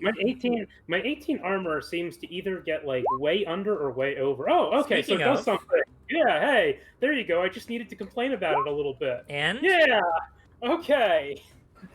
He survives! Dang armor. Do your job. Oh, thank you. There you go. Alright. Damn, as he tries to slash with his sword across your leg once, and then twice, you parry it both times with your battle axe. And you can see he's starting to get a bit of a look of concern on his face. And because you are standing above the area where his leg was severed, he cannot get it back. Looks like I've got the leg up. You do see where his stump is, however. It is slowly starting to come back, although not nearly as fast as, like, his wounds are healing. But he just kind of gets a look in his eye. You see his eyes kind of dart around the battlefield, taking stock of, like, what's happening. And that is, unfortunately, all he can do with his turn. Sinar, painfully oblivious to the situation as no one has commanded him to do anything, is just... he's just... He's kind of like... I would say it was singing, but really it's more like...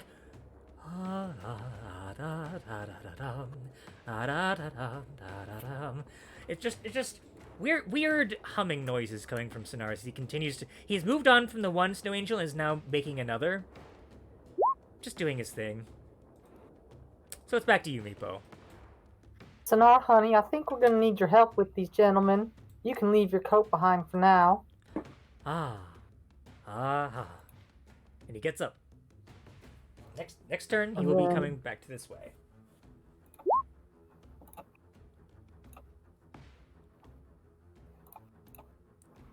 Alrighty. We can move into here. And it should affect both of them, I think. I can't tell if the wording allows that. But if it's not, then I'm just going to do it on Hawks. Number of hit points. Let's see. Any other creature. And a creature can receive this healing only once whenever you take this action, implies Right. that it does work on... More than one creature. That's what it seems like. I will allow that for this. Okay. Definitely. So seems then like- I'm going to use the rest of my movement to move out of the way.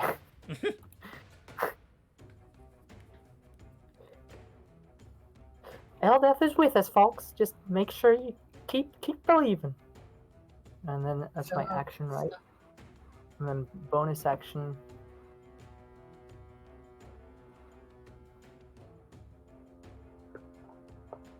I think I'm gonna wait. I do like how you... Oh have- no, I think I'll bonus action. Healing words. Bonus I action. like how you have made Meepo very, very, very influential in the combat without ever taking attacks. You've It's done a very, very good job of that. it's very good. I feel like this is one of the reasons why Peace Cleric is like one of my favorite cleric options. I do from the same Tasha's. with Paladin. There's a Paladin subclass that's a lot like the Peace Cleric. With the So how much gets healed for each of us? oh, sorry, that's 6 healing to Hawks? Hawks for the healing word, and then the healing for 2d6 plus wisdom.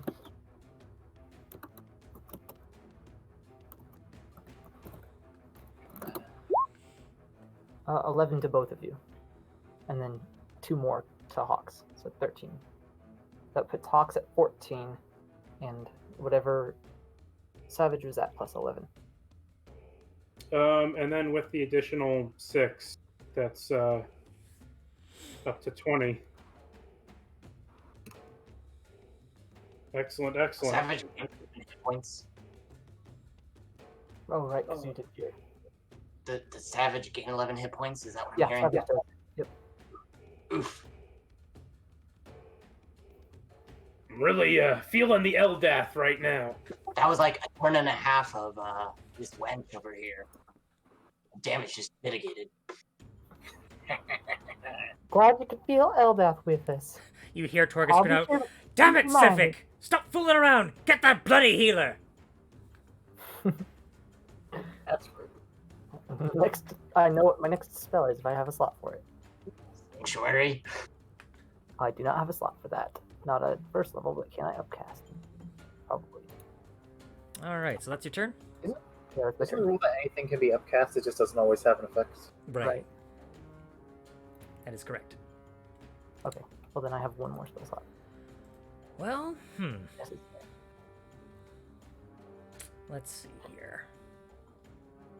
It's really funny. These guys, you haven't really done a whole lot to them, and they really haven't been doing a whole lot to you, so it's just been Right. a free-for-all of, That's like, one- the reason why I called the mummy in, because I wanted somebody to deal with those guys. No, that's a fair call. It's just really funny to me because they've just been flailing their swords around trying to hit Savage. Sometimes getting some hits in, but doing because of his Minimal. bear-like rage, they're doing very little to him.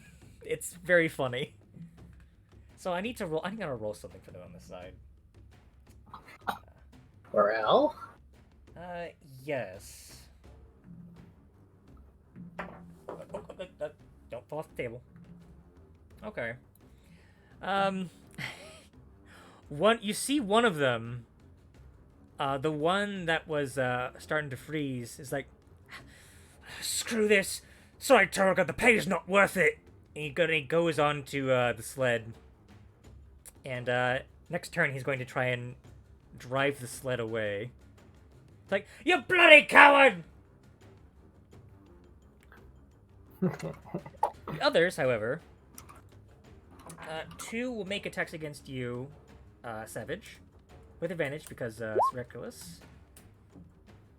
A coward. I can respect that, says Skinnuk. Wow, the dichotomy. The highs and lows. Literal dichotomy. All right, second one. Economy.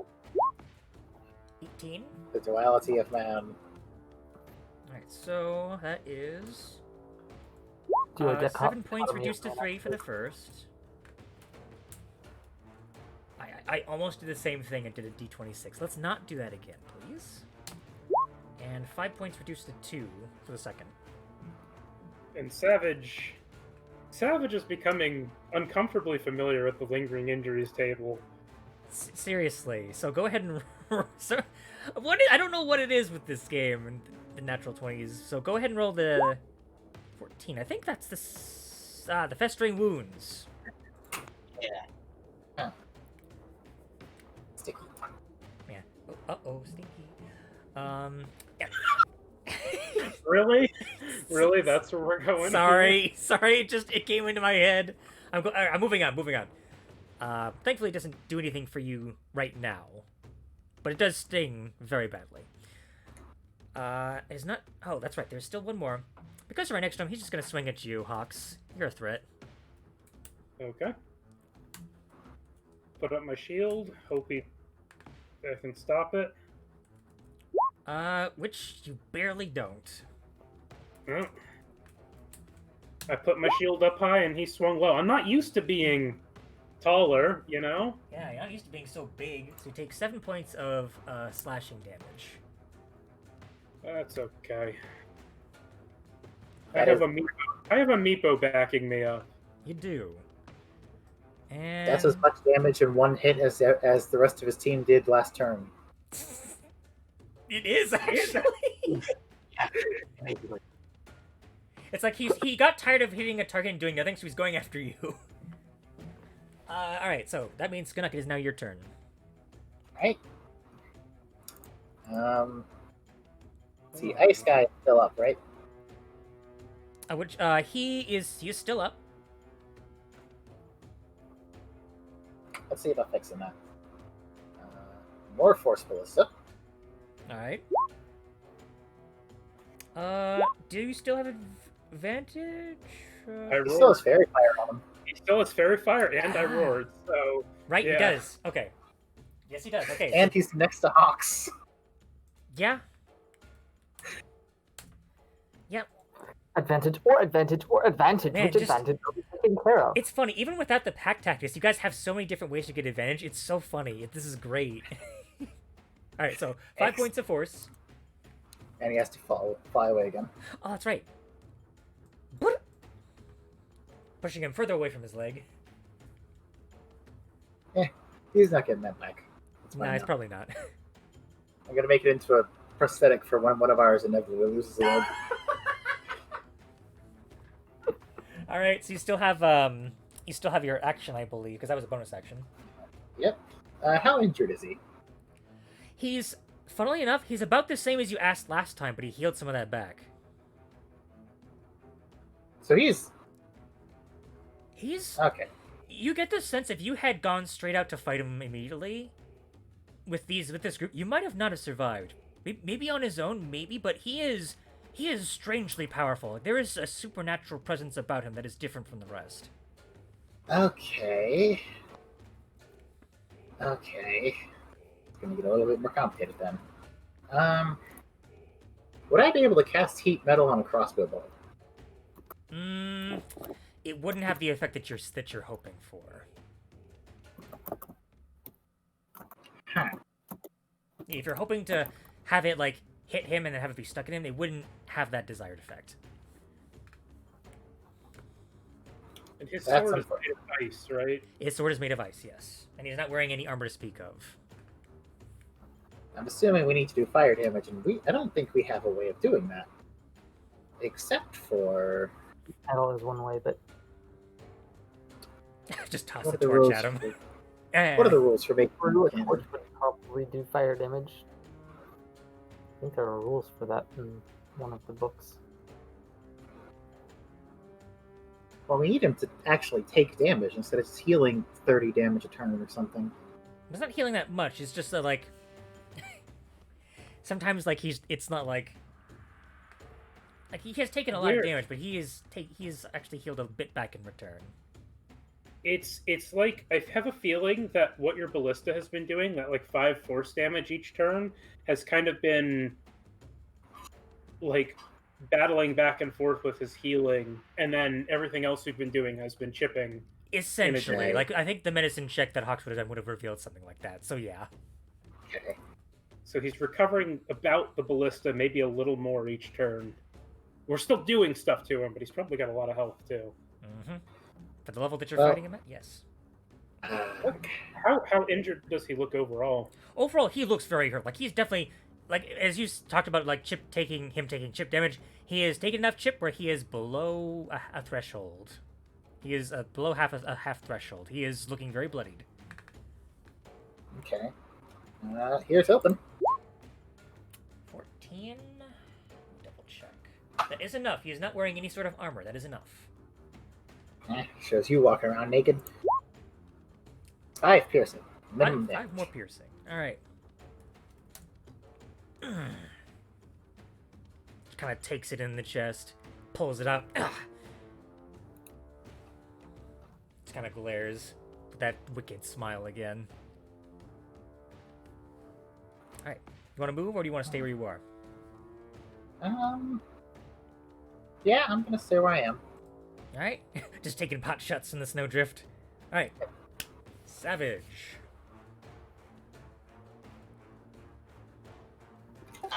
So, since the last time Hawks used his Draconic Roar, Yes. I will not recklessly attack. Okay. Instead, I'll just slash her in the gut. Okie dokie.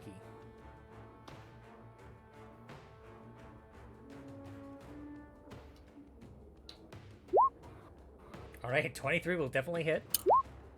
There's 7 points of slashing damage. And an 18, yes, will also hit. There's no way she can parry that either.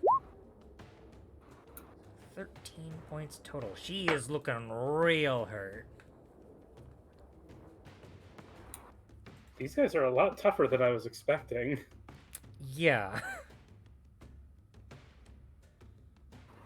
Because you decided to take on the whole group instead of just one person. And I would have used my Draconic Roar.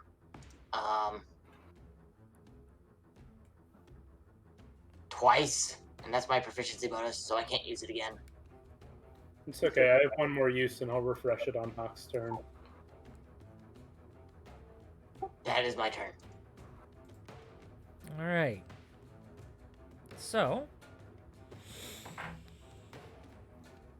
Torque is mad. Torque is real mad. Let's see here. She's going to disengage, actually. She's going to run up towards the sled. Like, you ain't leaving without me, you bloody idiot! The rest of you lot can take care of them. Suffolk, I expect you back by tomorrow morning. All right. Did she walk away? She disengaged. Uh, Right. However, She does not get the benefit of moving away this turn. However, when it comes to the crewmate's turn on the next turn, she's going to be able to get away, as the sled is going to be redirected. Oh, nothing I can do about that. However, that is her turn. That means it is now your turn, Hawks.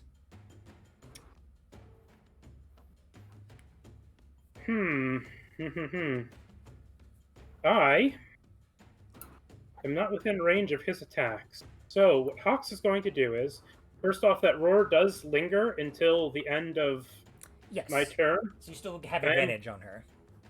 I'm going to use my other roar right now to hit all the people around me as well, just to refresh that. Mm-hmm. So that is my other use of the Draconic Roar. I am going to take a risk, and I'm going to stomp through here. This guy should get an opportunity attack against me. That was expected. Yes. Okay, so let me roll for him really quickly. That is... Okay, so that'll miss. And then, from where I am, I should be able to yeet a hand axe. Okay. So with advantage. Yeah, because yeah. And throw. Wow, I still have bless and Yes, the 2d4 actually. which will bring it up to 17. 17. Damn. All right, it's okay. Go ahead and roll damage. It's a miracle. And let me just check and make sure, because I might not be able to add the giant might damage. It's a strength attack. It is a strength attack. Actually, it doesn't care. It's just a weapon attack Oh. or an unarmed strike. So yes, that'll be an additional D6 there. Oh my god. And just because I know that she's really hurting, I'm gonna say I'm gonna go for trying to knock out rather than kill. Okay. And that is 12 points of damage total. that was exactly what you needed. Yeah. Eldath be praised. So Hawks will throw his hand axe, which is now very, very large hand axe. Do He not will hit his sheep. knock her out, and he will turn and he will point at Sefik and be like, "And you're next, buddy." Lingering wound? Well, I would say lingering wounds would only affect if you're trying to kill. In this case. I thought lingering wounds only happened if you crit. Well, It's crit, or drop to 0 hit points, or fail a death save by 5 or more. Oh, okay. Is there potentially a way we could run it that like maybe a plus to the roll so that it's like towards the weaker end of the table? Towards if the it's good an side? Yeah, if it's an intentional knockout, maybe like a +5 or something. You know what would be fun? So that- What if here's a suggestion. What if you had, say, something like the emboldening bond? I would let you roll the d4 for that. Okay, Does that sound fair? I do have the emboldening bond on, so I'll roll the d20 plus 4. Does that still count if he's already used emboldening bond? I'll say it doesn't count. I'll say it doesn't. I'll say it's its own thing. I'll keep, okay. Actually, that would be fun. It would be keeping along with the theme of peace of Eldath. Oh, plus or minus? Plus, because We the went higher it is, quicker with the better it is, and less lethal it is. So she's got broken ribs. As a, I got her right in the chest with an oversized hand axe. So Yeah, and it crashes down onto the sled, knocking her off as it like impacts her as well. And she gets knocked over. She is unconscious. Okay. and that is Hawks' turn. Yeah. No. All right. That changes what Sefik was going to do. Also, he does have an opportunity to get his leg now. He does. Hang on. Leg. He does move half movement, however, that is enough to get where his leg was. Hop, hop, hop, hop, hop, hop, hop, as he hops over on one leg. Ah, damn it! Ah. He grabs his leg, and...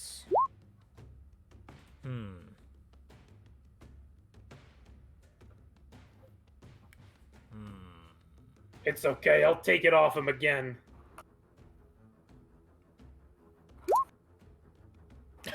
As Skanuk screams. I was going to use that. All right. Hey, if everything goes well, we'll be able to use the whole thing. He's gonna try something, actually. He's going to use one of his uses a Misty Step to nothing personnel behind Meepo. Oh dear. Oh dear indeed. Try some of this What on did for I do to size. you? It's not what you did to me. It's what your friends did to my boss.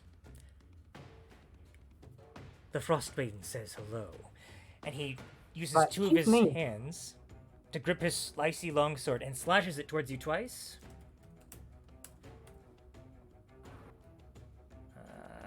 That is an 11 for the first one, and a 19 for the second. The second definitely hits. The first one does not hit. I have a 15 armor class.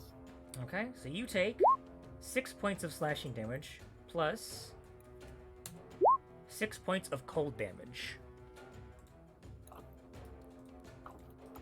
Not doing too hot here. And do I roll for both of those or for that together? Just for one of them, because you only got hit once. No, both damages count as one damage then. So Oh, yes. it- Both. It only counts as like it's all part of the same attack, so it's only one instance of damage. I dropped bless. Alright, Bless is lost.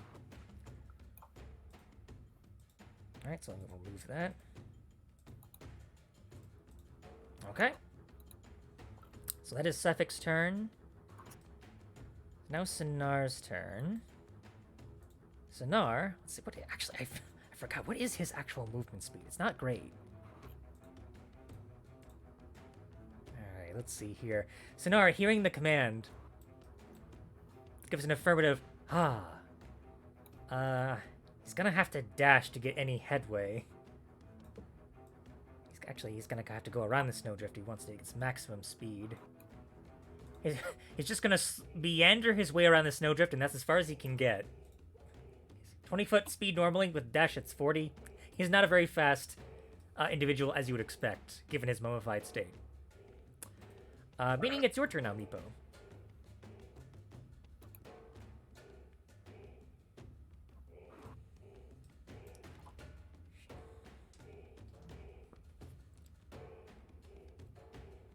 Steven? Yeah, I'm looking at my options here. Also, I'll say she's knocked off the sled as well. And I'm doing that at second level. For my last spell slot. Okay. On Hawks. Okay. So that's 2d4. You sure you don't want to use that on yourself? I don't have anything else I can do in the fight, so if you can kill them all, then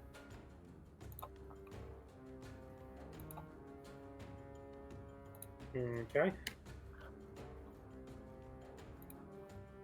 I'm out of everything. Well, hopefully at this point they'll realize their boss is down and there's Edgy Boy here is all that's really left on their side. That was a bonus action, right? And that was a bonus action. You still have your action.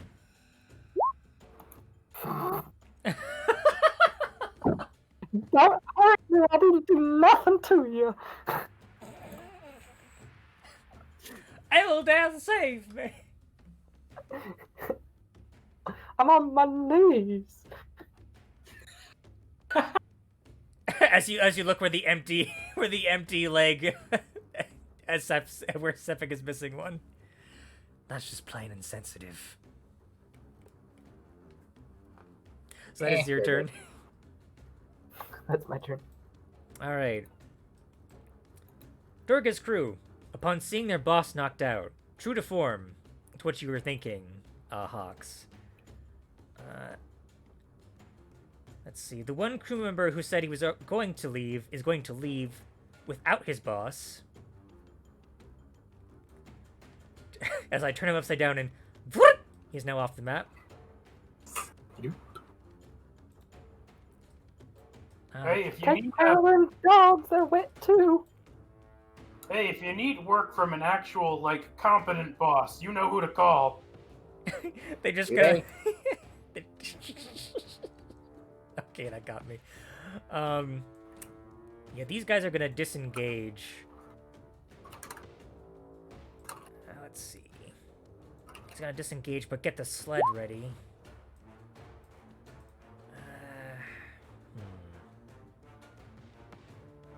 Yeah, they're all just gonna run at this point. They're all. He's gonna get like only like. He has to go around you actually. Because you're so big. Do they seem like they're trying to get their boss's body? They are, yeah. So it seems like they are effectively. Their morale has been sundered, essentially. Well, hopefully the mummy coming over the hill will dissuade them from wanting to stick around. Which- Like, nah. Which they do, as you see, as they look in that direction, you suddenly watch as Sonar disrobes himself of the heavy winter clothing and reaches out his hands in a big, like, hug motion. Ah, and they start screaming, "What is that?" It just screams, "Ah!" As they just fucking start running for their boss and just scrambling all over each other, effectively making their turns useless for this round. Skunnock, it's your turn.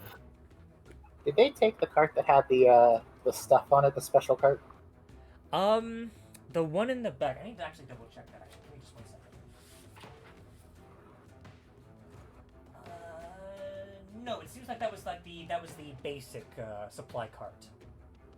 Okay. Which one is the special cart? The one that's a special cart is the one that this guy in the middle is currently trying to, like, I'll ping it. This cart, the secondary cart, this one right here in the middle. Oh, so I need to kill that guy. Maybe. That is their turn, and that was their turn. Now it is your turn, Skunnock. Skunnock is going to shout, "Oi, you lot! Leave the carts, leave your boss, go. Get, and we won't hurt you." All right. You can make either an intimidation or persuasion check, your choice. Let's see. I'll say, given the circumstances, with advantage. Intimidation. Well, let me roll. Skunnock is the least. Yeah. The thing is, right? Yeah, unfortunately, even with that, he's like, "I'm not taking any chances, fuck off!" And he starts loading the cart. Shame. So, do I still have an action? I'll say the attempt was your action. However, you have your bonus action still. I do have my Force Ballista still. I'm going to leave off hitting that guy because now there are multiple people for them to hit. And I think I'm going to... Is there a spell that would be better than... Well, you have your Force Ballista. I have the Force Ballista. I'm wondering if maybe Catapult on the sled itself would be better. True, but Catapult would be an action. Catapult's in action, you're right. So Force Ballista is all I got. Shite. Okay. Force Ballista on the guy. I believe he heard Hawks' roar, so we still have advantage. 16 will hit. And knocks him off the cart. Hopefully. Or just It will actually. Ah! I'll say it knocks him off the cart. He trips over, stumbles over himself. I said leave the cart. This is not complicated. Oh god, that really did a number on him. He's hurting. He looks like he's like a simple breeze would knock him over after that. Good. Let that be a lesson to you. All right. I think I'm also going to use that. I'm also going to use the activation to move the ballista 15 feet. All right. In which direction? It's just going to trudge up here next to the bush towards Suffolk. Which, by the way, the bush has just been hiding under the ground this whole time. Just you hear it whispering to itself, "I am a bush. I am one with the ground, one with the earth. I am a bush. Just That's right. return to my roots." We'll go ahead and hop over the hill at this point. So Okay. his way down. Fair enough. All right. Savage. You have a stumbling, very wounded man right next to you. And a piece of junk hitting Meepo. Indeed, he did. I'm gonna Yeah, trash him. Bounce. Ignore the dwarfman. I've got him. Yeah, tunnel vision 100%. Just straight up tunnel vision. All right. Dwarf gets an attack opportunity. He would, yes. However, even if he does hit you, I think it's very clear at this point he's not gonna do a whole lot to you. 14? Doesn't hit. Yeah, nothing. Alright. 2 attacks on this jerk. All right. 21 hits. All right, 6 points of slashing, and 11 will just barely miss. However. Oh, however, well, the bless is gone. However, with the D4, I'll count the first one. With that one D4, that will put it to a hit. Okay. Meepo sends her regards. Oof. Ouch. Really, really hurt. This is more than chip damage this time. That really did a number on him. You feel like a good maybe 1 or 2 more hits, maybe at the most.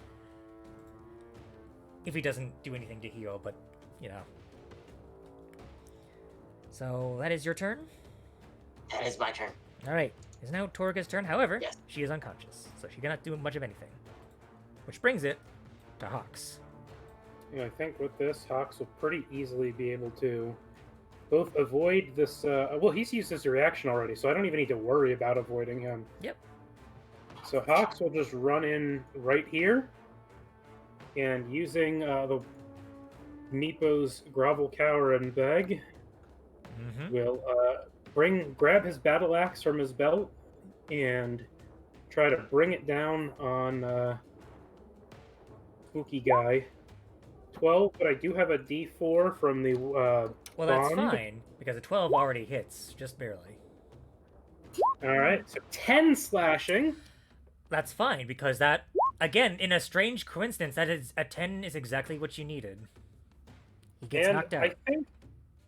I think with this guy, were we intending to kill or incapacitate him? I'm at the point where I'm willing to kill him.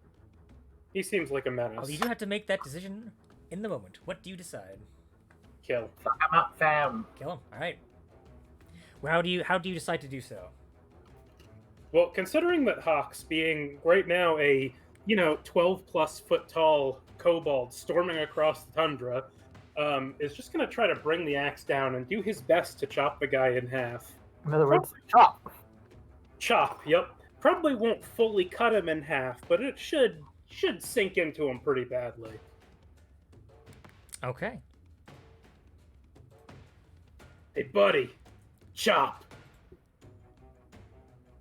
Well played, rat. And as you chop right into his shoulder, he goes down. Well, I normally don't condone violence. Self-defense is another issue. Thank you, boys. Hey, we got your back.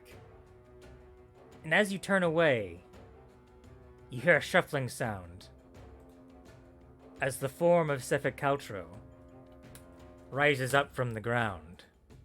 Would you have done another roll? You didn't think it'd be that easy, did you?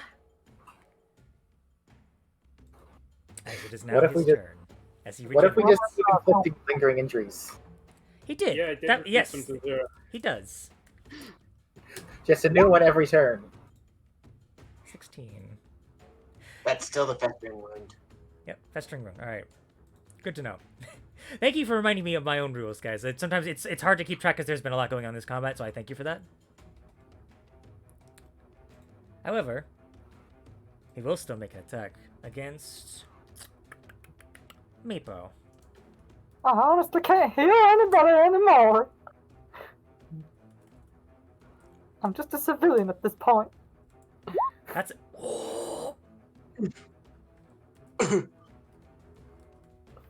Oh, That's Meepo, I'm so sorry. This is gonna hurt a lot. I'm not going to be That- cruel enough to say that both of these will give you 2 lingering injuries. I'm just going to have it just be 1. Nice, that's fine. Okay, so that's 2d10. That's 13 points of slashing damage, I'm down. plus 7 points of cold damage. Right, the 7 of cold was what took me down. The 13 was extra. Okay, so thankfully that's not enough to kill you outright. Right, true.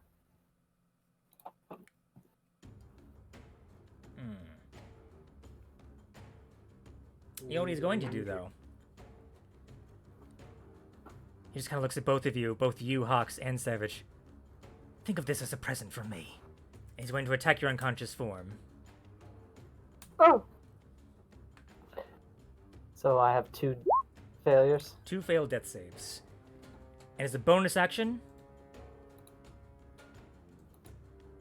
he's going to Misty Step over here.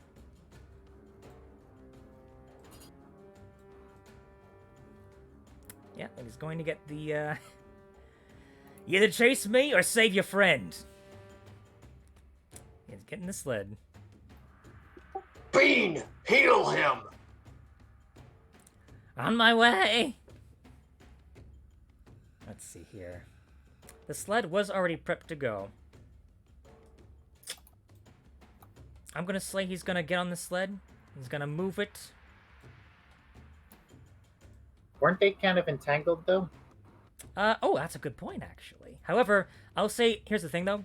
The other crew members were getting it ready to be unentangled as part of their wasted round.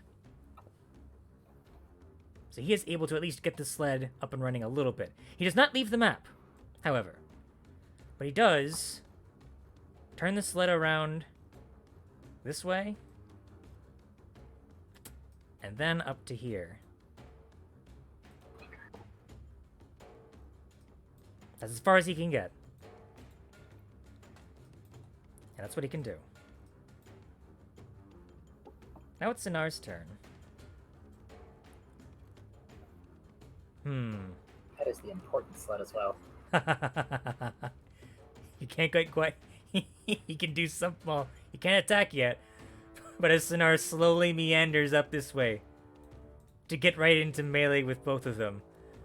And they start screaming, ah! Oh, so they can't disengage and take her, can they? Because either would be an action. Yep. Yeah, I'm just killing them. So, Meepo, I need you to make a death save for me. This is the moment of truth.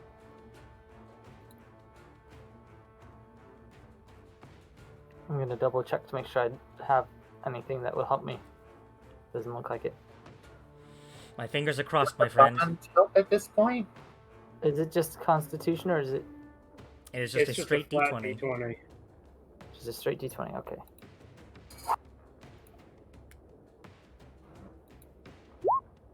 Yes. Oh. Oh, Eldath is Praise- with you. Praise Zelda! Praise Eldath. Oh, smokes. Woo! When is the bush taking its turn? I'm gonna say, let's see here. I'm gonna say it's on Meepo's turn. Is it just the scampering sound as it runs over the ice, and it plops a berry, a good berry, into your mouth, Meepo. You know, I was unsure about taking the bush before, but boy howdy am I glad. He has earned his name. Oh, Meepo, did you roll a lingering injury for me before? I don't remember. I did not. What's this? Is it a D20? Yeah, a D20. Yeah, just a D20. 17. Okay, so I think that's. Minor scar, but magical healing. Oh, okay, so you keep the scar even with the good berry. So, in terms of character development, where do you want the scar, Meepo? Let's see. This was the ice guy stabbing me, right? Yeah, with the icy longsword.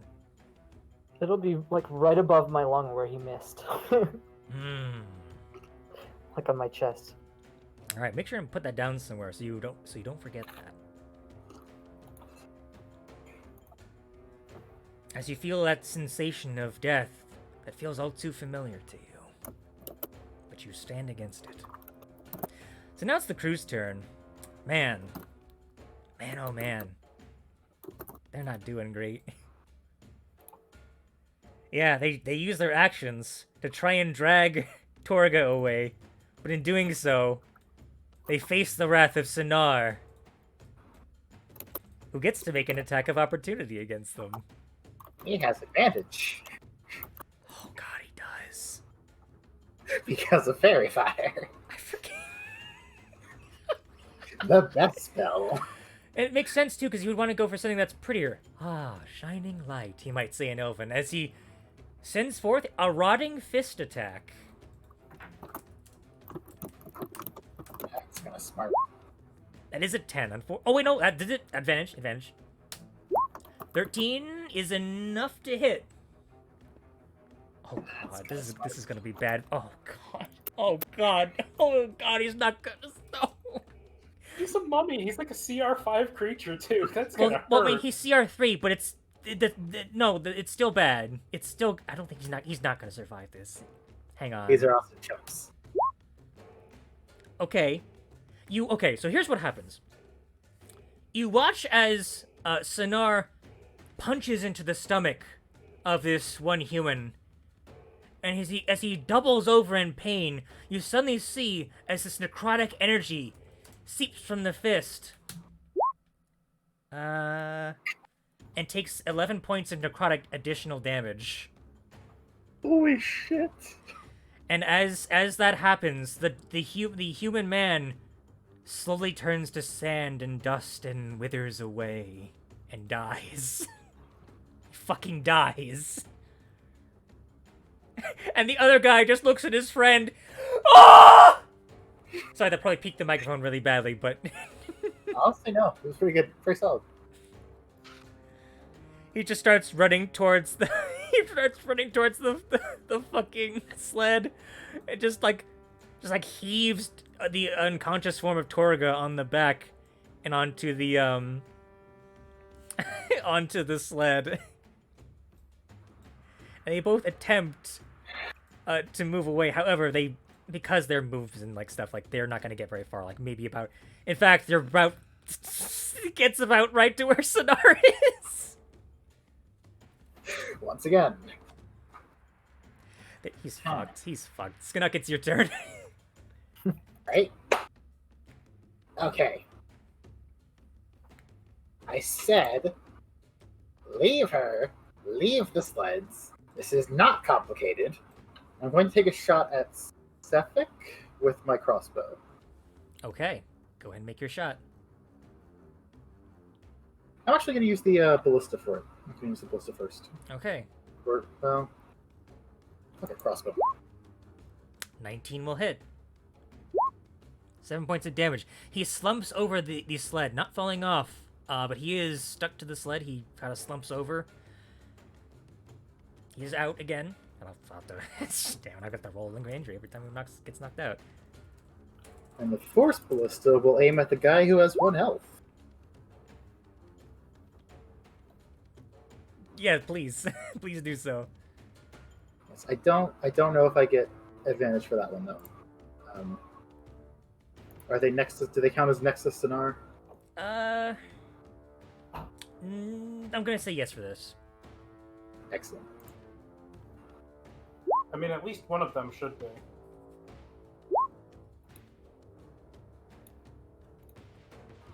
Well, it's neither here nor there, Savage, unfortunately. The 14 will hit, and as the it doesn't even. Oh, good lord!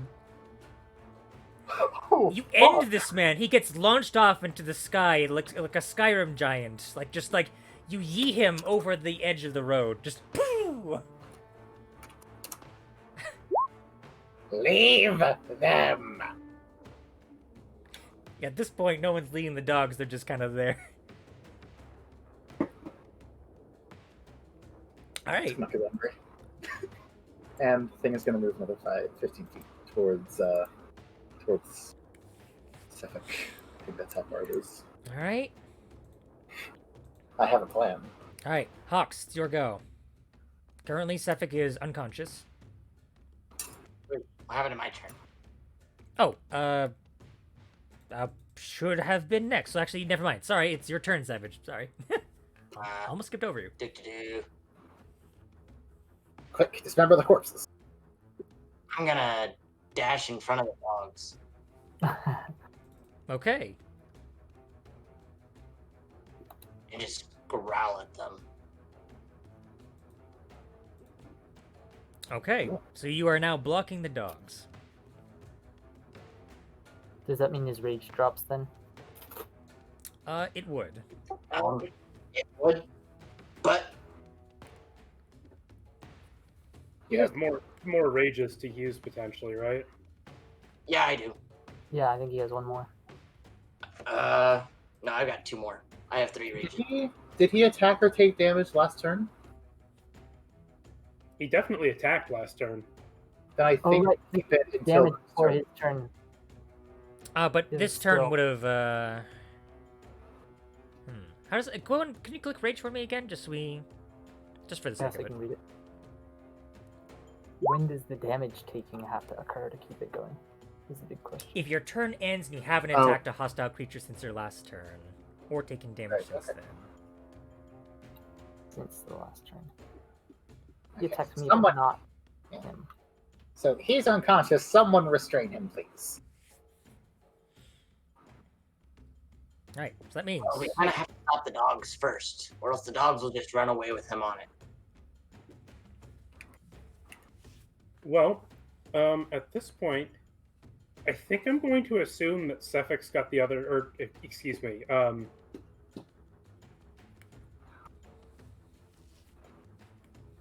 Mummy Buddy. I'm just drawing a blank on names all Sonar. of a sudden. Sadar. Sonar, yes, it began with an S, so I got a bunch of them tangled up. I'm gonna trust that he's got this other guy pretty much covered. He gives you a thumbs up. Ah. And so Hawks is going to storm over here. And I'm going to bodily lift Cephix off of the sled and try to restrain him with some rope. Okay, go ahead and make a sleight of hand check. I just realized, wait, I have advantage on dexterity sleight of hand for the cloud giant. Wait, what? Right, you can, yes, he does. I saw Oh that on my there god! earlier. Oh, I do not have. Yes! That could not have been at a more perfect opportunity. That's amazing. Okay. And do I still have the bond? Can I still add the D4 Yeah. to that? The Okay. bond doesn't go down when I go down. I just checked on that. Okay, so 15. As long as you're within 30 feet of another person with the bond. Am I within 30? I'm pretty sure I'm within 30 feet of. Yep. Both of us. No, just within 30 feet of Savage. But still good. Yeah, so Hawks will bodily lift Cephix off, throw him to the ground, and tie him up with his rope. You just basically dangle him like on a, like he's basically like a dog on a leash essentially. using the tiny tips of his clawed hands to Just to thread bend the and needle. tie the knots, and basically hog tie him. Okay. So we'll come to his turn, and he will get 5 HP back. However, he is now currently restrained, and he has no more Misty Steps. Oh, good. I was wondering whether he had Misty Step or not. I was like, this could be all for naught. Use 3 of them, so he is out. And he will try and make an attempt to escape. So that would be a strength or acrobatics against your check. Which is better for him. That'll be strength. Nope, that's a nat 1. So for the next hour, he is definitely not gonna get out of that. Now it's back to Sonar. And you just hear as Sonar walks over daintily and puts a single finger and shoves it towards the screaming lackey. This one will not have advantage, unfortunately, but will still hit anyway. Why? We didn't ask you to kill. We said take care of, clean up. I suppose that's what he thought. He's doing his best. 9 His best points is pretty of damn bludgeoning. Pretty darn good for his best. And oh yeah, he's gone. He's dust in the wind. Watch as he Meepo, soars. Meepo, looking the other way, didn't notice either of these. Meepo just turns towards you, Meepo, and just gives you a bow. Meepo's still looking over back at Sefek and doesn't notice this. Oh, and he goes, Meepo oh. like turns around at the sound, and there's just Sonar and some dust, and she doesn't quite realize what happened. Huh. He just gives you a thumbs up. Good job, Sonar. Ah. And he kind of grabs onto the railing and kind of drags it with him to make sure the sled doesn't get away. And effectively, for now, combat has ended. Good job, guys. That was a very harrowing combat. Meepo really keeps us alive Seriously. in a big way.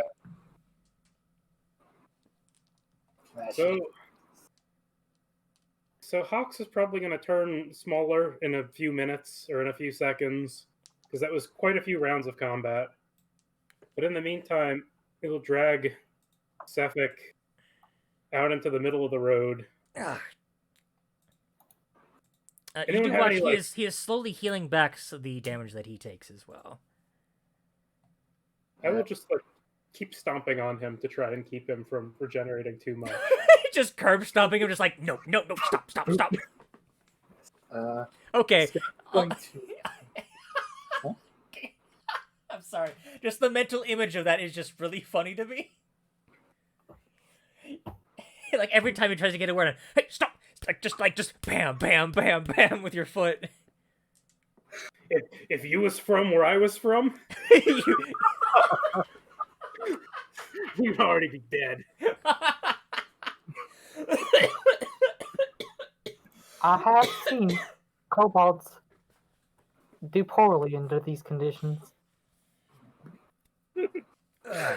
Well, gotta say, I'm impressed. Canuck is expending a spell slot and muttering under his breath as he tinkers with the crossbow. Not the crossbow, the ballista.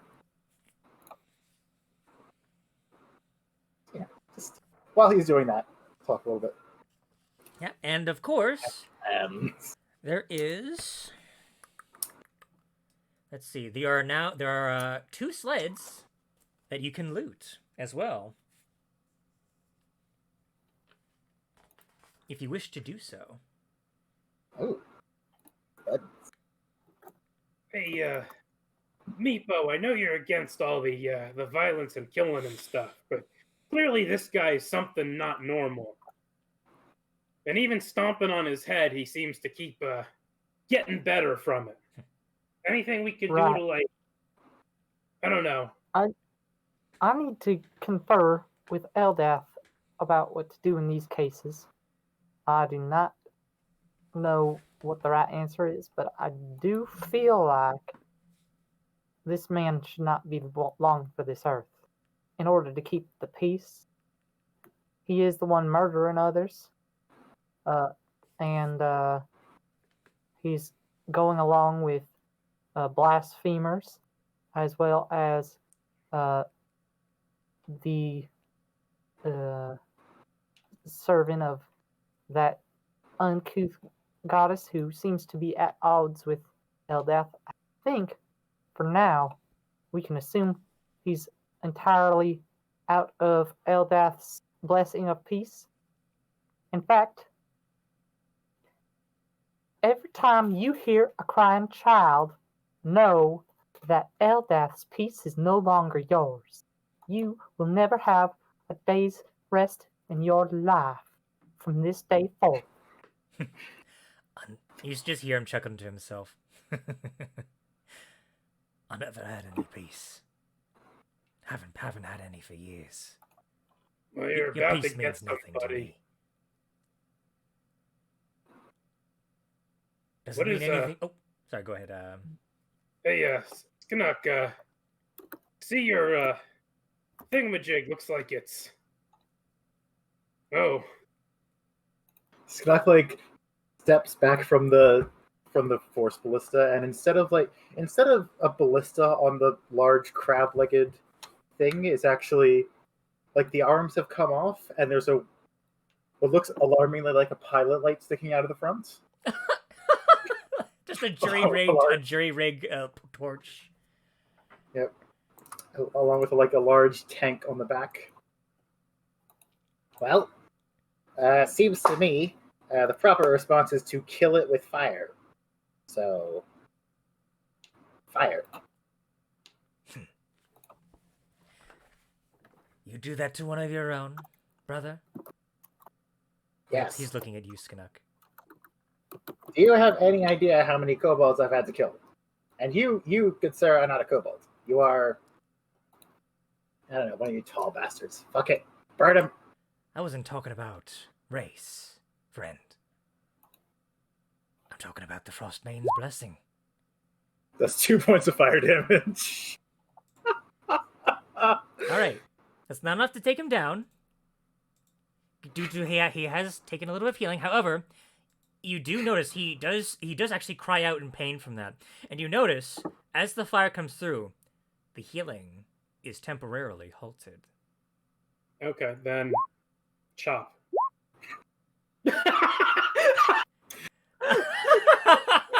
Yeah, go ahead and roll damage. Go ahead and roll damage. Nico looks away. I'm going to assume that I'm small at this point. You would be, yes. So yeah, that's enough to take him down, even with all the healing that he's gotten back. Yeah. Welcome to the violence inherent in the system. All right, and with that, this time, Hawks, you chop his head right off. The body quivers, lies still, and this time does not get back up. Hit him with that again, just to make sure. Yep. All right, you do so. Just a stream jet of fire just sprays out. Just That's gotta work. And yeah, there we go. yeah. This time, of course, creating a miniature campfire as the body and his clothes begin to burn up, and you feel a little bit of heat, enough to warm yourselves from the act that you've committed. Well, gotta say, Eldath might not like the methods, but we're in a safer world with this chump out of the way. Now, we're gonna collect that lady who was bossing him around. All right. Yeah, Hux will head over and drag her out too, so that we could potentially question her. Okay, so let's see. I do here. have these cookies. That's right. You do. Well, you do have those cookies. They are already baked. So you figure like putting them on sticks wouldn't do anything more to them if they were above the Right, fire. but if we had marshmallows, we could use them for the sandwich parts. Oh, How you much- oh Don't gingerbread have cookie marshmallows sandwiches. though. How much of the rope did I use up to tie him? Maybe next time we're in town, we'll get some. 5 feet? I'd say 5 feet, like not a whole lot. Okay. So because we are burning it and keeping him, kept him restrained while Yeah. I'm going to cut it down to 45. Okay, no, that's fair. How That's much fair. was Yeah, should have probably collected that. Oh well. That's fine. that? Nah, he would have taken the chance to get up and do some of his fancy evil stuff. I can tell you from experience that dying is not fun, so you just better not do it.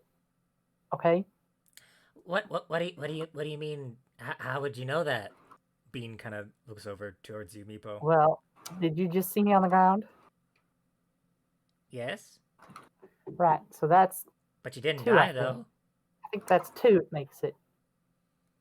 Yeah, but she was dying. She said dying wasn't fun, not being dead. So Oh, Being dead okay, ain't much fun either. misunderstanding.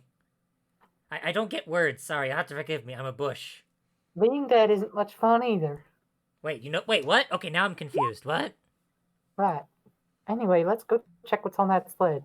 Wait, hold on. You have to elaborate as he kind of like brushes behind you as you ignore him.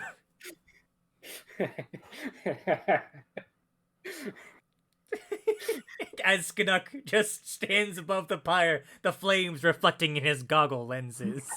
I can imagine it. It's so funny. And he just grins. Burn, baby, burn. Okay. That's a So, perfectly good reference. There we go. so you now have 2 sleds full of loot. And you now have the unconscious body of Torga. And in addition, because no one attacked the dogs, you have 2 sleds of so these dogs, they're about the size of like wolves. They're pretty hefty. They're like medium-sized creatures. Each sled has a team of 6 dogs each. That's about what you can tell from like looking at them. They basically look like huskies, essentially. Well, I mean, they're already trained, but to ride them themselves, I'd say that'd be a bit easier since they're already technically trained. Although that'd be a new form of training. It's a possibility. I'll say it is a possibility. Oh man, there's an adventurer who I really look up to. Who, he keeps I think it's a big cat he keeps. What do they call them?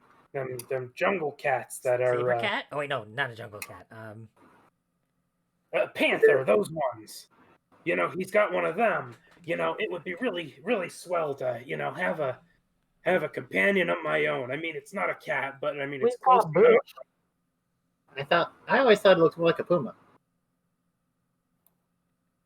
I mean, that's I don't know. I mean, I don't know that a bush is in the same category. No offense, little buddy, but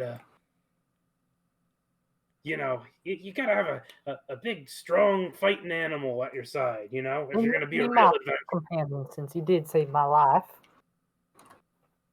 Okay, so who's doing what in terms of the sleds?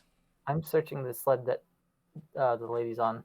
Okay, so that would be the sled that was the special sled. Okay. So, on that sled, there are a couple... I think wasn't the special sled the one that Sefik tried to take off on? Mm-mm. I thought it was too, but either works. Oh, You're right. It was the one Sefik was on. Because Sefik went first, and he took the one in the middle. Oh, that's right, because that's right. Okay, yes, because this sled was going to be used by one of these guys, but he got pushed off, and then Sefik took that sled. Okay, so the one that this is the special one. Thank you for that. Did one of the guys get away? One of them did, yes, but he was only one of them, and he was the coward who ran away when his morale dropped. Right, he's wet. He has the wet dogs. He has Take the wet care of dogs, them, yes. Now, please. keep in mind, it's not that far from Targos. It's far enough where Right. like you, He's going to be cold for his time there, but hopefully he'll be able to make it without dying. he'll at least get a couple points of exhaustion. Oh, wait, actually, Make it frostbite. There. hang on 1 second. I actually have to make some rolls on the slide. Yeah, that being said, I think I'm going to Okay. drag what's her name over to the burning body and throw my winter blanket on her too, just to get her. Okay. I'll say, do you bring her over by like the burning corpse of Sefik Caltro? Campfire, burning corpse, same difference. That's same difference. I mean, it will like you will need to put some wood over it to keep it burning because corpse by itself isn't all that flammable. Oh, trust me, the flamethrower is like on cooldown, blasting him because Skunnock forgot to turn it off. So it's just Right, but you will need it to eventually put some wood or like some form of kindling to make sure it keeps burning. Eventually. But yeah, I'm just gonna make sure that she's not dying from From frostbite. frost exposure, yes. Oh, man. Okay, so from the special sled. So the first thing that immediately stands out to you is that there is a very large sack. That's about, how do you even describe it's more long than wide. It's like there's something like weird and lumpy in there. It's about like 5 feet long, about laying on its side, and like maybe like not even like 2 feet wide. It's very very thin. You open that up. There's a body inside. Oh, Yeah, there's a half-elf male, probably in his 30s, with a stab wound in his chest. Oh, Right. I'm Um. suddenly realizing that the icicle weapon has the murder weapon, that it almost certainly was Caltro. Oh yeah, I realized that the moment he pulled out the icicle weapon, but I didn't say anything You because suddenly it had that seemed like it was realization. pretty obvious. that, wait, did you guys not? Did you guys not I know that? No, I knew that. That's why I said he was a murderer, and sided with getting rid of him. I knew that they had something to do with it. It didn't process in my mind that he specifically was doing that, because it was described as an icicle. So when you said a longsword, I was imagining something Metal, right? a little, yeah. Well, I Or think I said like it was a long blade made of ice originally, but like it is an ice longsword. I didn't say ice longsword. I said longsword after the fact. That's probably where the confusion came from. I'm sorry. It's all good. Hawks was When he first more focused on trying to, get this all figured out and stuff. Yeah. Okay, so in addition, on I'm sorry, but the continual rolls for the flamethrower is really getting to me. It's just rolling not very well, honestly. Roll, burn more, burn even more. All right, so you do find something on Torga's person. It seems that she has there is a key tied around her neck. So you have an iron key. Yeah, I'll take that. In addition, on the quote-unquote special sled, there is an iron lockbox. In addition, there is a satchel, which is... double checking here. Yes, a satchel filled with 3... Yeah, I'm going to put this, type this in chat. 3 vials of basic poison.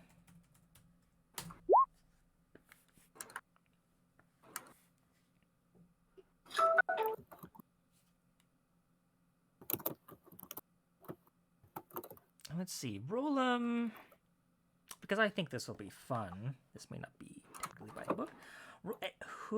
Let's see here. Meepo, roll a D100 for me. All right. 62. 62. All right. I mean, On the roll. it seemed like he didn't need to be carrying around much to fight, considering his weapon was a, piece of ice. So I'm sure any coins in his pockets will survive this. Maybe a little singed, but I guess so. Is there any way to identify this body? All right. In We'll wait addition, for the- there is a potion. It seems to be a little vial filled with a blue and green liquid that swirls around. I suppose I'll take that for now. Can I taste it to see what it does? Sure. You gave a little taste. It is a potion of climbing. Ooh, those are handy. I don't have a climbing speed. All right. So that was the quote-unquote special sled. I'll say with a rudimentary investigation, like you're not even needing to make a roll, you note that the iron key that is around Torga's neck fits into the iron strongbox. And inside the strongbox is, let's see here, double checking how much this is. 92 gold pieces, Whoa! 76 silver pieces, and 125 copper pieces. and the satisfaction of a job well done. In addition to 7 gemstones. They appear to be like very tiny rubies. So specifically, 7 small rubies.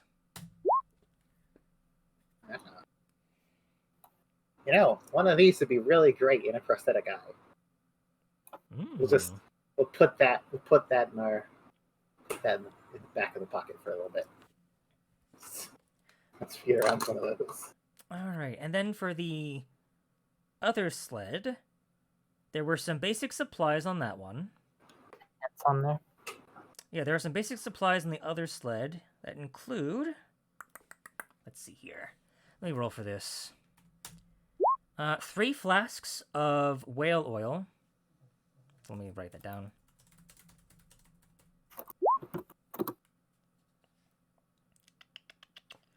Around 4 bundles of winter blankets.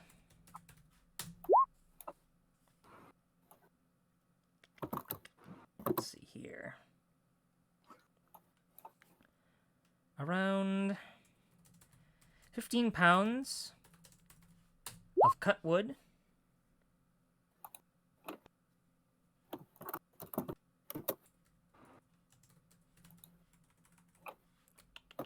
Slash R.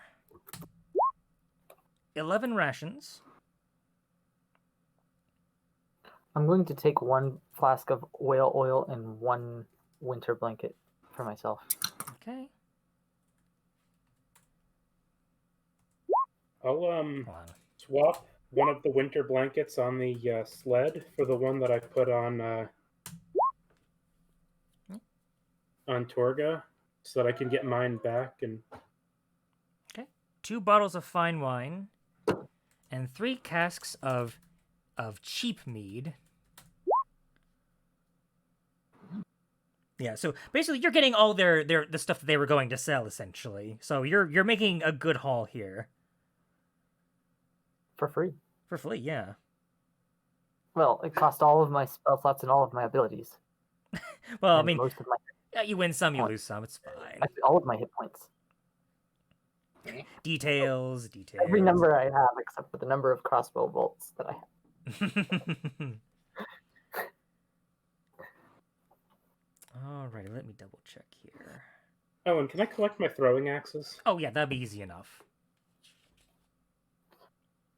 And that's about what you get from the haul. It seems the other sled managed to get away with some stuff, but you did manage to get the sleds that had the most on them. You got the good Hey. sleds. You know, maybe that guy who got away will reevaluate his life, sell off what he has, and start a legitimate business instead of, you know. Yeah, maybe. Who Or maybe cares? he'll come work for us. You did offer him a job. I don't know. He seemed like a cowardly sort. While I can respect it, I don't trust it. So how much for dividing up the money?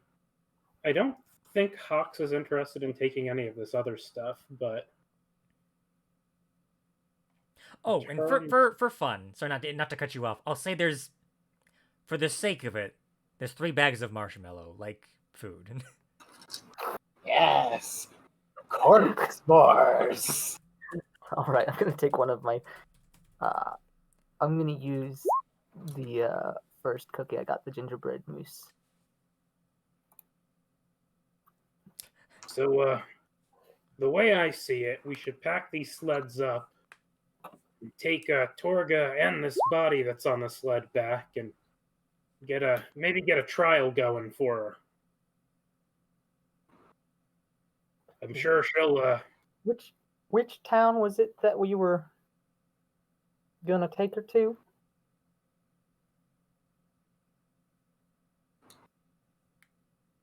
Is that to Well- me, or is that just something you would ask amongst yourselves? I'm asking amongst the group. I think that we were planning on taking her to the dwarf who basically hired us for this. Well, here's the problem with that. She knows she was attacked by 4 kobolds.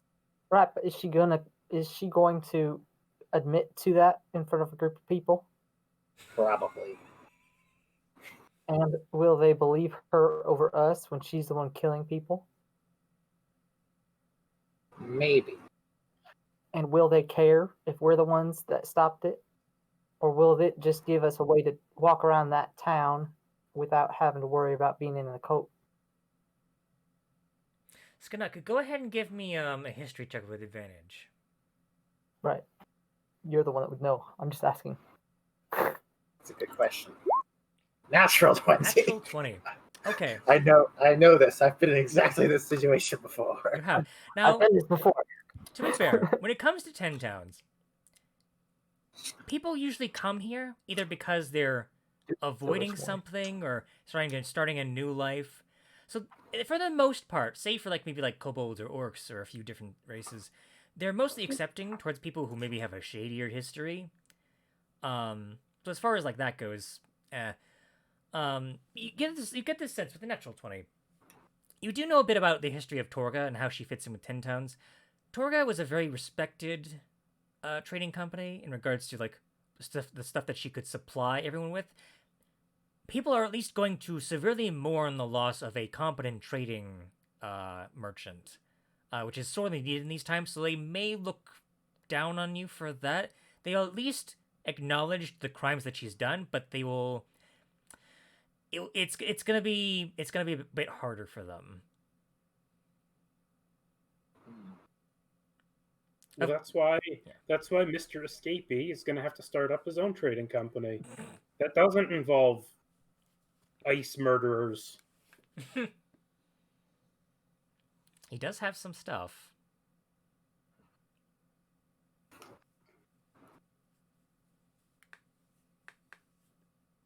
Well, my suggestion, personally, is that we see if she knows anything else, and then we kill her, and then it's our word against a dead person, and not our word against a living person. That'll be a lot more convenient all around. But I can see why you guys wouldn't want that. I'm I think it personally would- against it. But if things get out of hand, self-defense is still an option. I mean, look at it from the other direction. If we show up stacked up, with her tied up, and the body here, and she tries to claim that she was stopped by kobolds, people are gonna think she's loopy. Is she conscious right now, or is she still unconscious? No, it has not been the hour needed for her to awake. Probably been around like maybe like 35 minutes at most, so maybe another 30. The other thing is, if we can get her up and get some answers out of her, maybe we can. If she's potentially willing to comply, maybe we could pawn off the damage onto Mr. Caltro here.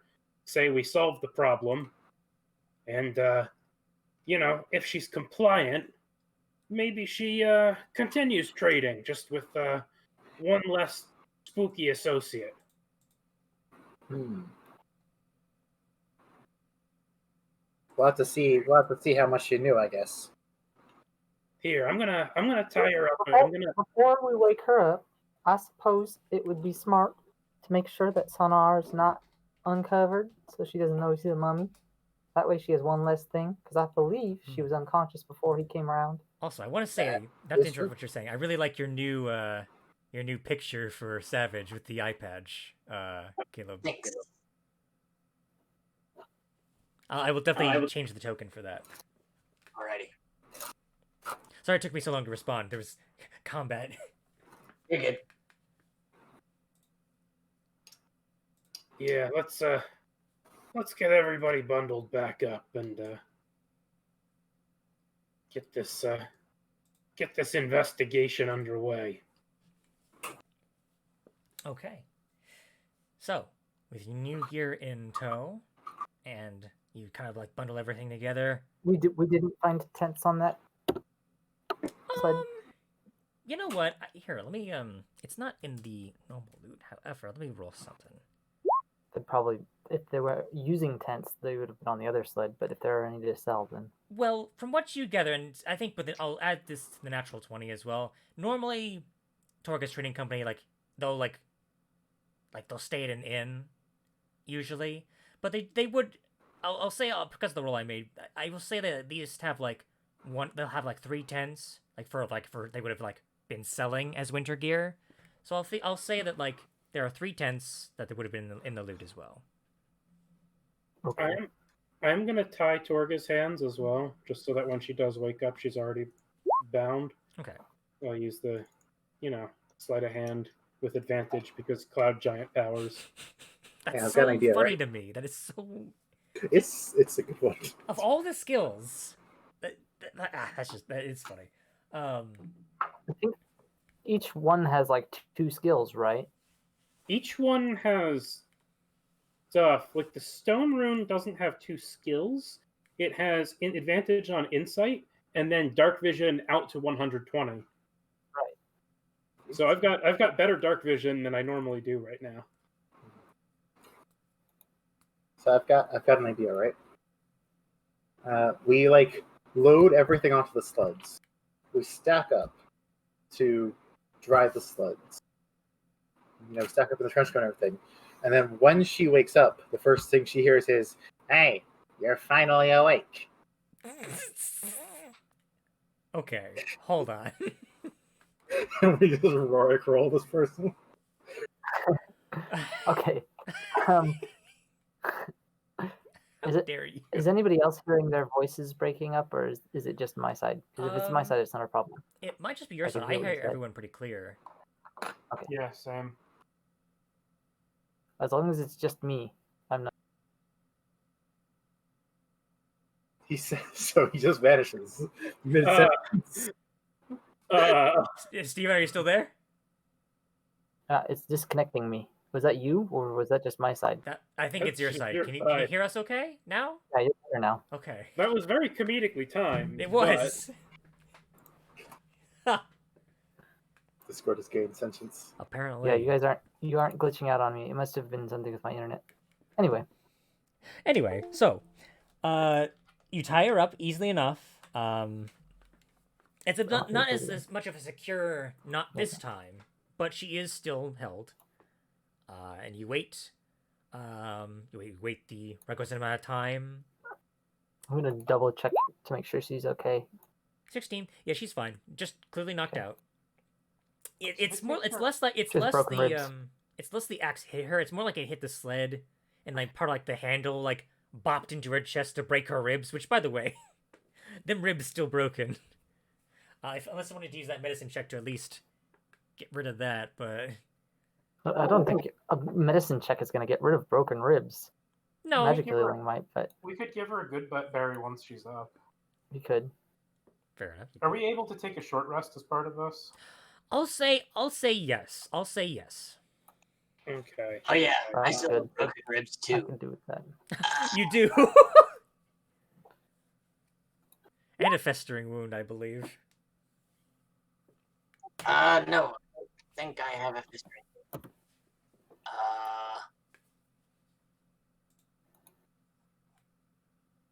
No, I think it was Hawks and Meepo that had the festering wound, and then We both been I had a magically scar. healed, so.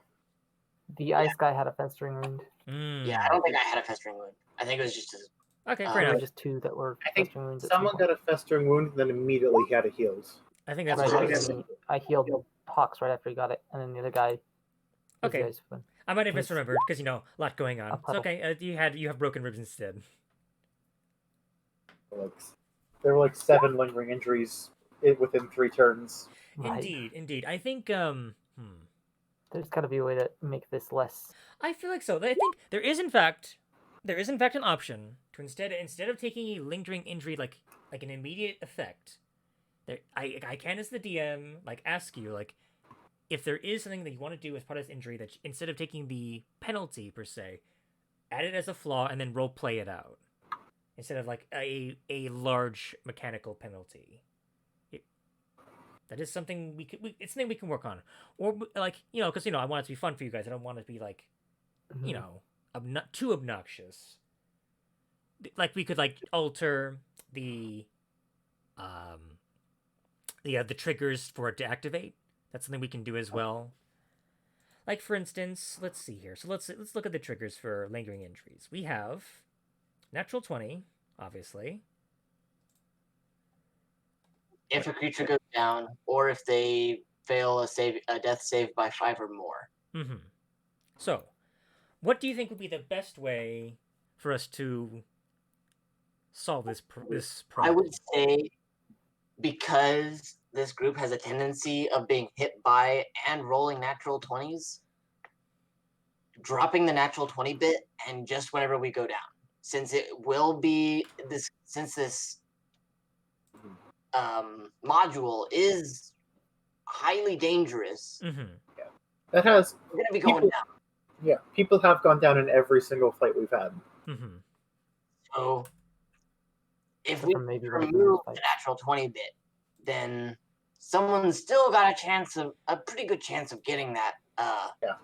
lingering injury Mhm. without the consistent. Oh hey, natural 20 and another natural 20. Mm-hmm. Mm-hmm. The problem with that is, then we lose that on the villains, That is true. which was super helpful for us. Because if we get all these natural 20s all the time, Chopping Yeah. legs off and stuff. That's I the mean- second time you chopped a leg off too, which is really funny. I mean, we could run it the original way for the enemies and just favor it for us, but that's DM discretion there. that Hmm. sounds a little OP. Or we could We could say that like any source of a lingering injury in a in a combat or per long rest or per day or whatever will only trigger once. So if you take a natural 20, you get a lingering injury. Later natural 20s won't That's do anything. That's not a Yeah. bad idea. Same thing. If you go down and then get back up again and go down again, it'll be. That's true. That's Now, actually one lingering injury.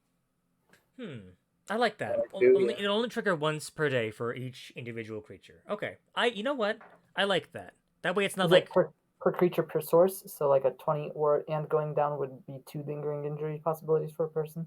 I think that would be better just because it does open the chance for it to be a little more active than just a one-off Yeah, thing, but it also means that it the does look some.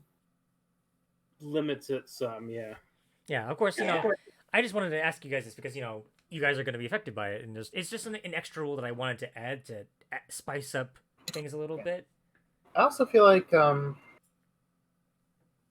it's possible that once we sort of get leveled a bit more, that maybe we'll stop. Like it might stop coming up as much. Mhm. Right. Because if it's just the nat 20s, it's not. If it's just the nat 20s, it's not quite so bad. It's when we're also going down once battle as Mhm, well. mhm. So it could be that it's not as bad when we're at level 5 or 6. And Which, speaking of leveling, as soon as you complete this quest, you'll be level 4. Yay! Let's get back as quick as we can. Yeah, because when we get higher levels, I'm just gonna start snowballing in health, and the chances of me going down against like mooks, not very high at all. Because unless they're slinging spells or have +1 weapons, I'm gonna eat that damage like breakfast. Well, the resistance, is still resistance, even if there's magical weapons. Yeah, that. Oof. Barbarians, man. They gotta be slinging spells in order to hurt me. barbarians. Or just so Mondo damage in return. I mean, there's going to be a lot of ice damage, so Alright, so good talk. I just wanted to run that by you guys because your enjoyment is critical here because you're my players and I want you to have fun. While also having a challenge because this is a challenging module. So, you wait the requisite amount of time for Torga to wake back up. And eventually she does so.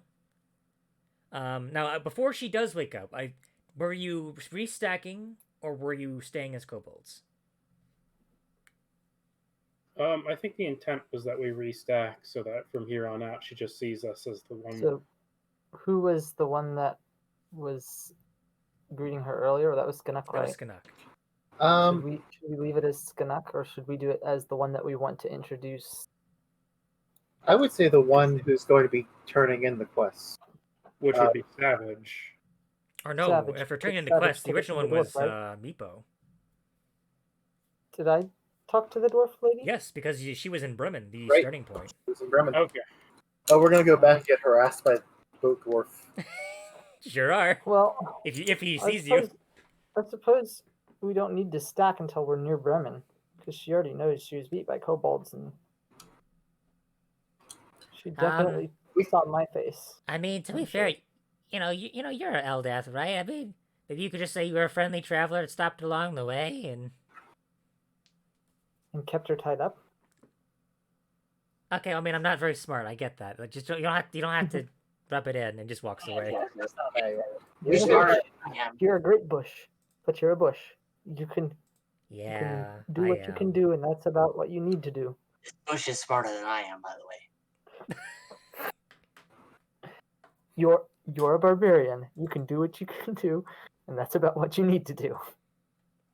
No, as long as she doesn't hear Meepo talk much, we could like pretend that we're handing her over to someone, knock her unconscious again, and then when she wakes up, we're stacked and heading into Bremen.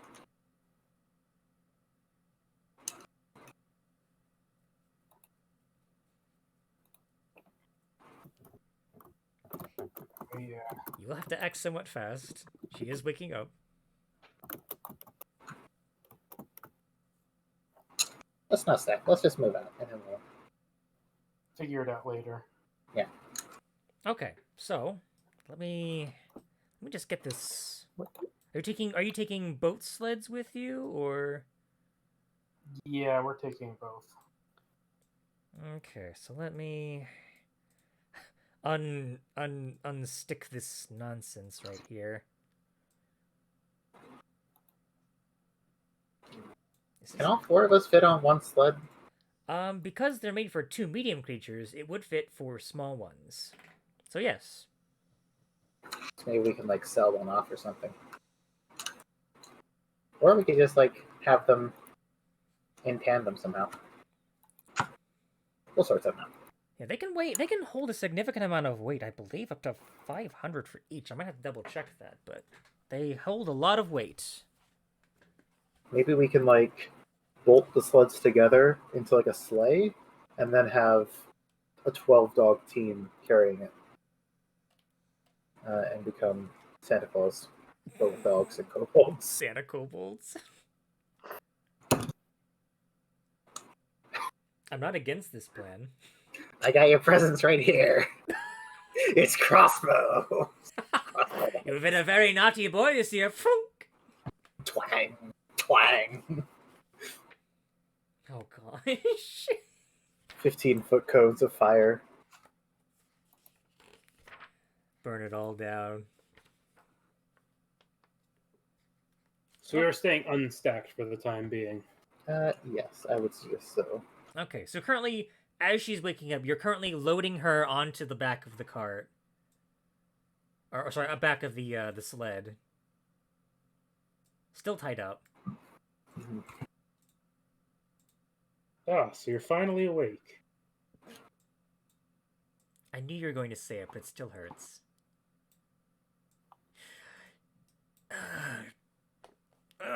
She just starts groaning. She slowly comes to. Her eyes blink a couple times. She kind of like squints. And she kind of like realizes the situation. She starts to struggle a little bit.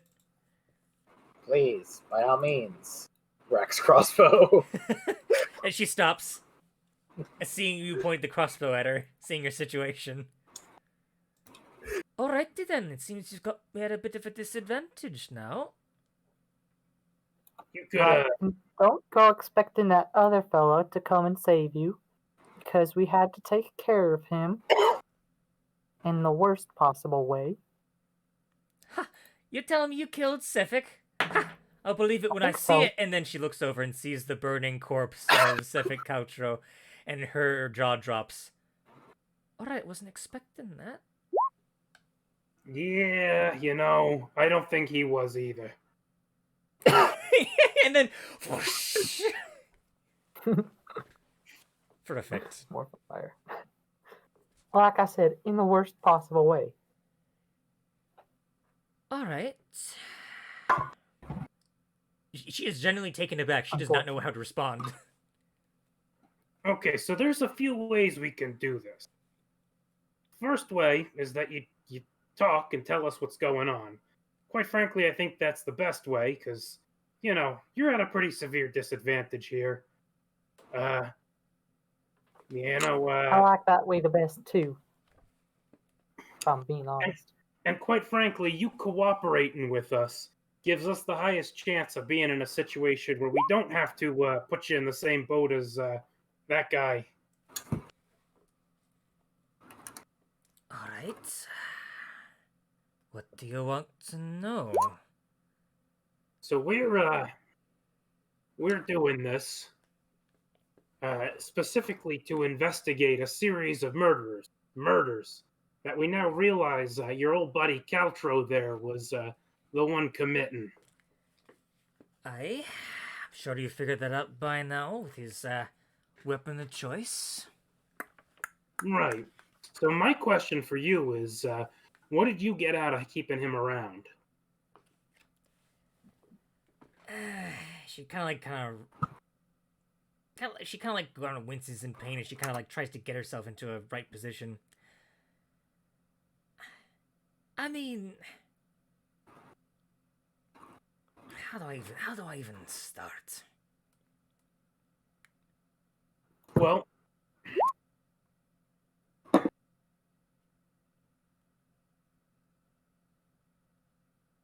you could start by telling us how you got involved with him. Let's just forget about what he is or who he's working for the time being. All right. So, all right. I'll talk. I met Sefik around, I want to say, a few months ago. Rather, he found me instead. I didn't find him. I wasn't even looking for a bodyguard. When Sefik found me, he told me that Oral herself inspired him to travel to 10 towns and offer his services. Because I'm sure you've seen how tough he is. I reckon I could have used the bodyguard. 10 towns is a dangerous place these days. So, I had him as my bodyguard, and I let him do as he pleased. He didn't ask for much. All he did was follow the Frost Maiden's will. As far as I'm concerned, I'm just an accessory. I'm doing my business, whatever that might be. I let him do his. Or let him do it. Past tense. All right. Can I point out that there's a little bit of a problem here, right? Yes? So you took him on because the 10 towns have become dangerous. You ever considered that he's one of the things making the 10 towns dangerous? That's not the danger I'm referring to. Yeah, well, I suppose as his employer, you didn't have to worry about that, huh? Right. Why do you think I kept him on? He didn't bother me. Well, you got one of your potential customers in a bag over there, thanks to him. So, Customer? That idiot? Ha! That blighter had a bounty on his head. Once I was done finished up here, I was gonna head off to Luskan and collect the bounty. oh, very, very enterprising of you. The point still stands that the majority of the problem comes from you harboring this guy. So, what happens if we drag you into a town and put you on trial for this? You know, Well, I'd ask you where's your evidence, but she kind of looks around. Seems you've got a lot of that. exactly my point. Now, look here. You're trying to avoid danger, you're trying to avoid problems. We're trying to solve problems ourselves, see? The fact of the matter is that we've taken one creepy Frost Maiden powered thug off the streets. And, you know, I think it would be in your best interest if you helped verify that for us to the person who we were hired by to investigate these murders. She kind of cocks an eyebrow. And who would that be? I don't think that's any of your business. That's ours. She kind of snorts. Fine, fair enough. Just thought I'd ask. It's only your business insofar as if you don't help verify our story, we might have to put a boot up your ass. You gonna put a battle axe up there too? She kind of eyes you. If the boot don't work, She kind of snorts. Fine. I'll play ball. You let me live? I'll do what you want. listen, you got a lot of influence around here. I heard there's a lot of people depending on your trading company for their supplies. If that wasn't the case, you'd already be dead. Well, maybe Meepo might protest to that, but we'd at least be thinking about it a lot harder. Fine.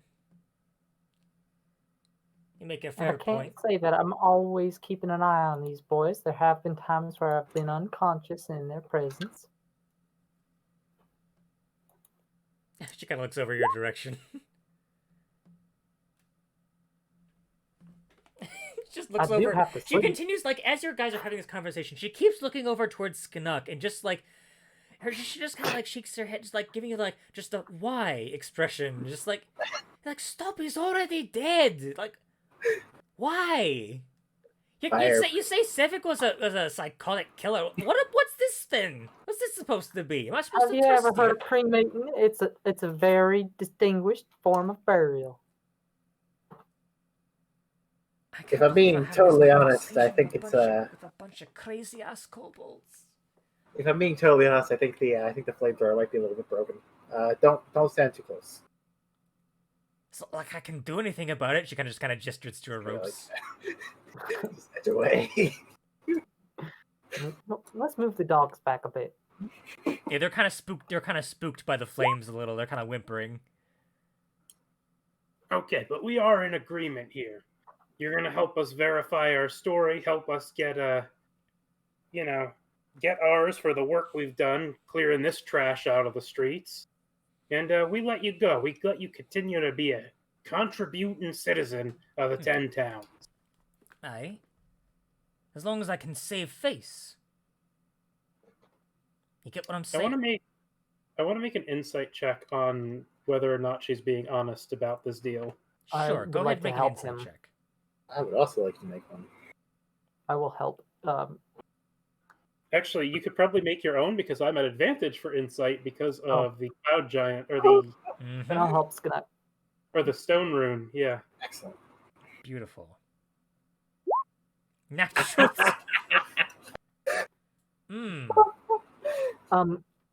Meanwhile, I would mention to her, now, we do have one witness who survived this whole ordeal, and I don't know if any of these gentlemen over here are still alive. There were maybe a couple others that did get away as well. But I only see one body. Where's the Right. rest of them? I know one Uh, ran off. at least one ran off, and probably 2 or 3, but for Um, now, Hey, Asinar just standing above the two piles of ashes. it would be mixed in with the snow by now, wouldn't it? Yeah, at this point it's mixed in with the snow. No trace. they extra died. It was kind of terrifying. Oh, well, Ah. that's a shame. I'll have to do a ceremony for them. Also, at this point, it's at this point that she realizes Sonar is standing there. Is Sinar? I asked that Sinar be wrapped up before she woke up, though. So Did you? Okay. She Yeah. still sees that he's there, but wrapped up. Looming. Ah. So, yeah. So for your insight checks, for the trouble that you went to make them, Hawks, as far as the deal is concerned, you get the sense that she is willing to play along with it, as long as she can come out of this with her reputation intact, as far as you can tell. Which you tell she's about to suggest something by her demeanor.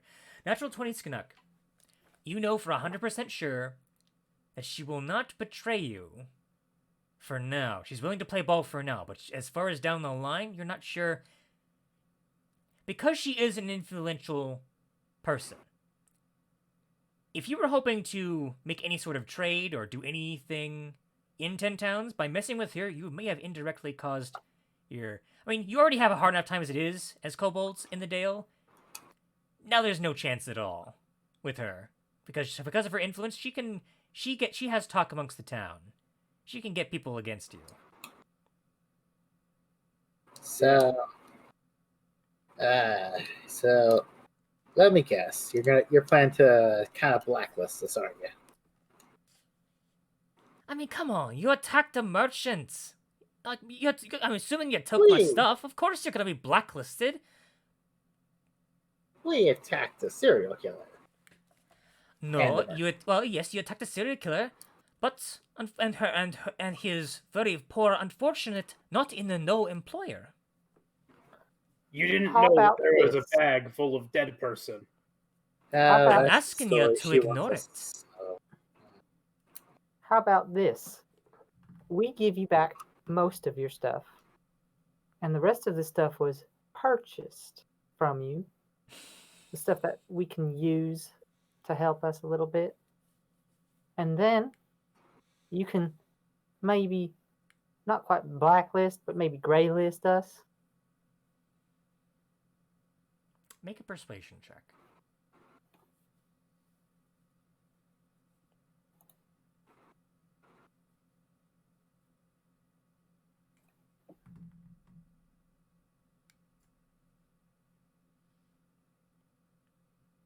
I mean, the alternative is not pleasant. So, She kind of looks at you, Meepo. I'll think about it.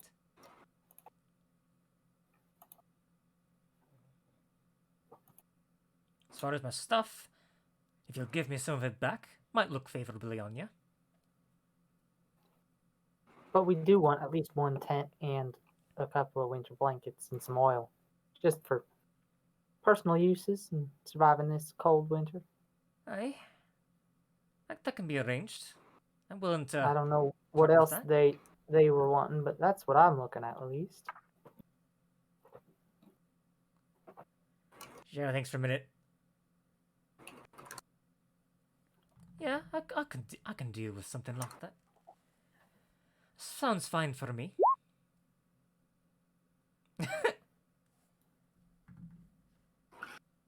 Fine. Take me to where I need to go. And I'll sing like a canary. To at least let me, myself, get out on top. You might be more coherent if you talked instead of singing, but you do you. Ah, you dumbass kobold. It's not literal, it's figurative. It's a metaphor. Bloody hell.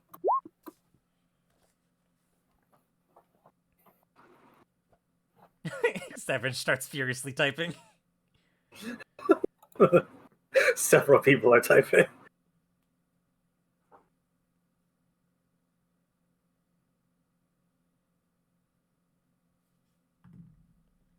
Do you want to go for a drive after this? Would that help you a little bit? Let's see, what time is it? Okay.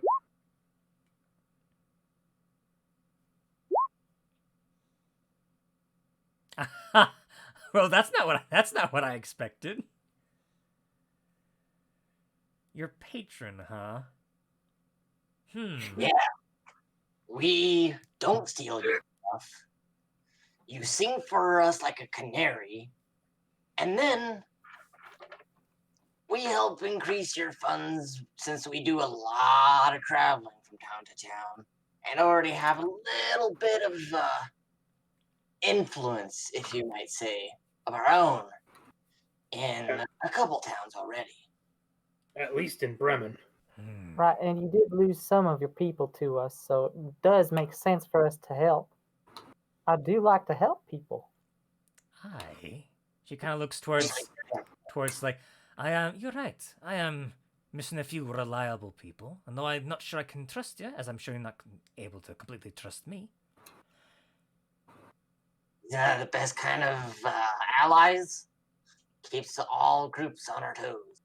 Aye. Go ahead and make a persuasion check with advantage, Savage. You get the sense that she might like this idea. I actually like this idea better than mine anyway. Hey, Side note. I still have to roll for darn, I don't her. have...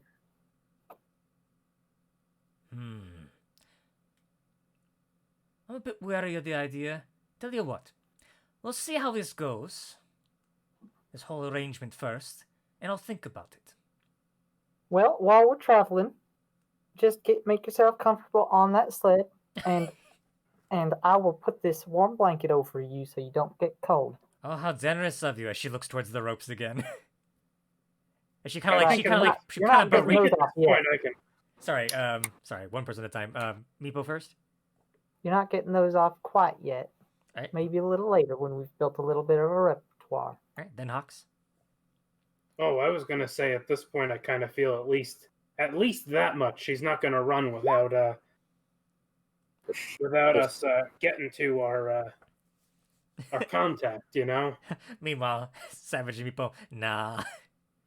Well, I can see that. That's a good point. She doesn't have many places she could go, and I suppose she could fight us, but there are still 4 of us, just one of her. Whatever, I don't care. Just put just blanket me, and she just kind of rolls over burrito style on the other side of the sled. I hope you have a nice nap. Thank you. And she just kind of glares towards the sky. So you put the blanket over her, and you all ride past the now charred corpse that is now just right in the middle of the road, just under the snow, corpse of Sefik Kaltro. So, are we going to take his body? I don't know that there's enough left of it. It's by this point, it's ashes. There's nothing left. There's like a charred, maybe like a torso, maybe, but like everything else is just gone. We chopped off his head. Are we going to take that? You did chop his head off. We could stick that in the box with the dead guy.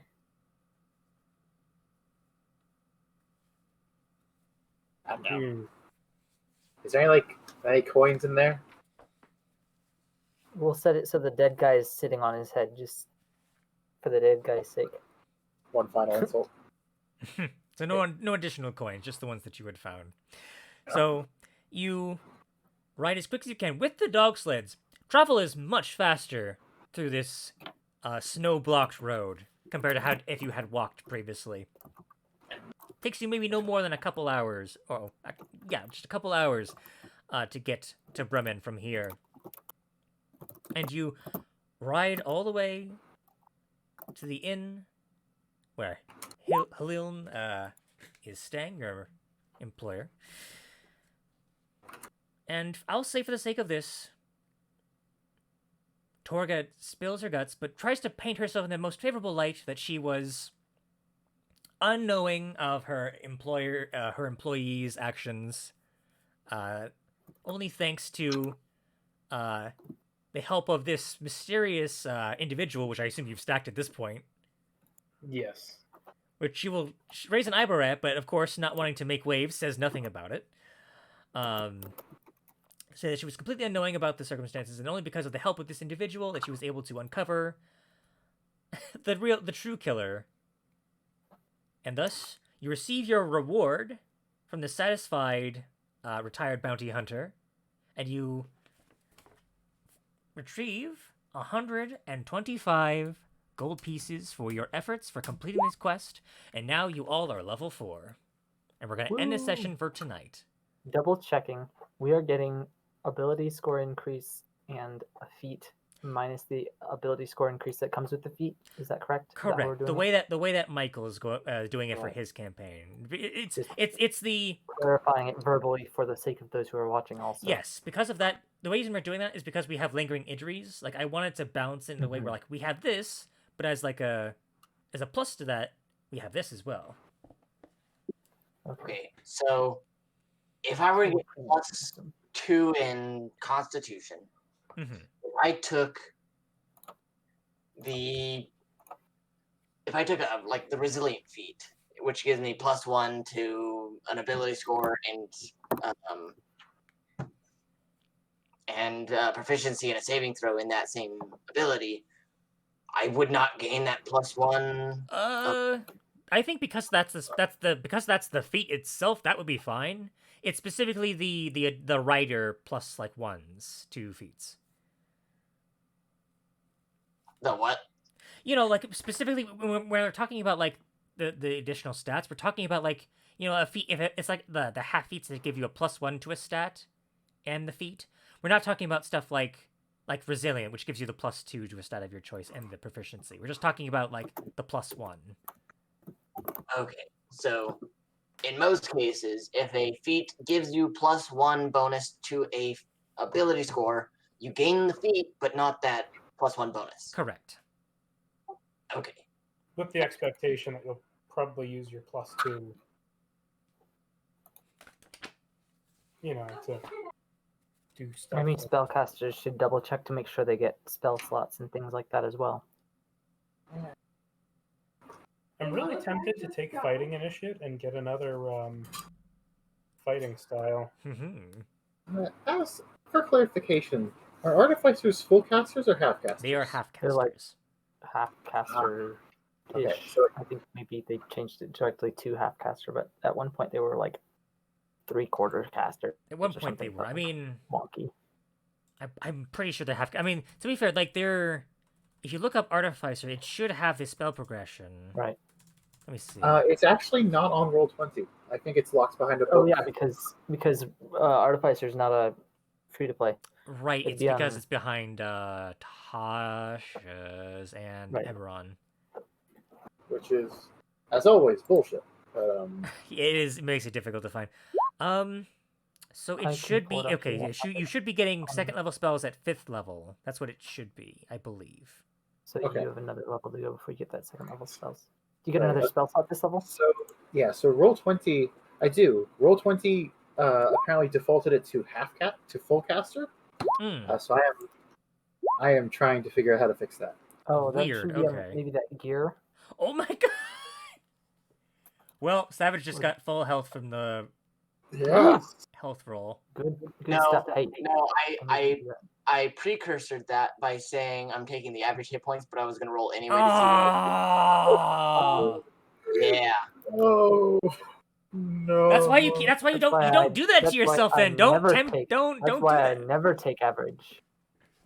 But I get 10 hit points every level instead of getting a minimum of 4. Half cast. Right. But No, sometimes no, you that's get fine. That's fine. It's a smart decision in the Four long levels run, in a but then row. you have stuff like that where it's just like, My primary goal with hit like points that. always Right there. Meepo, Yeah, fine. why? Because I like rolling. I've never taken average. Oh no. I mean, to be fair, that is your choice, and I respect it. But at the same time, that hurts. That hurts to I look know, at. especially since I'm the one that went down this round. It's the lingering effects of being stabbed in the chest.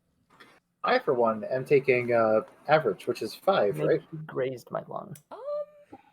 for yours it's a D10, so it would be a 6 plus. Artificers? Let No, me artificers double are check that. It is. No, you're Okay, okay. table, Not better. fourth Yeah. level. You know, Like 3 first level spells, It's the average is 5 plus con. 2 infused items. 5 plus con. So I'm just going to take.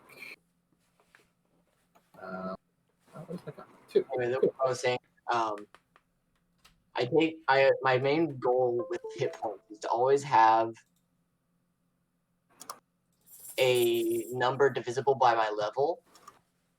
So, like, if I'm level 4, I want to have 40 or more hit points, if possible. Thank God for Oh. averages. That would have been really rough, especially for this module. My goodness gracious. Smart decisions all around. Well, Cool. Also, I found out that let's see, I thought I still had like 3 spell slots left. In fact, I had none left. oh. I used exactly the spell slots I had. No more, but yes. Okay, well, that's good to know. Yeah. Oh my goodness. Actually, I did not use more spell slots than I had, but I thought I had a bit more in the tank. But I did. Okay, cool. So now I gotta find a thing. Ooh, should I get Zone of Truth?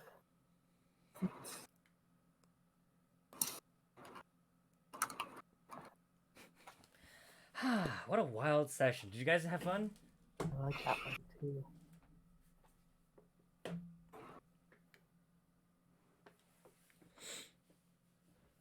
Ah, I see.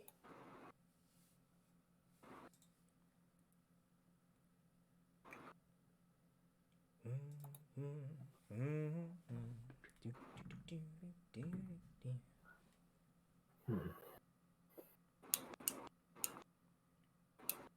Oh my goodness. Well, since you guys are thinking of what you want to do for your next level, I feel like now is a good Right. time to end We are this, ending. We end should the stream. Yes. end the stream for people who don't want to listen to us ha over our abilities. That is very fair. That is very fair.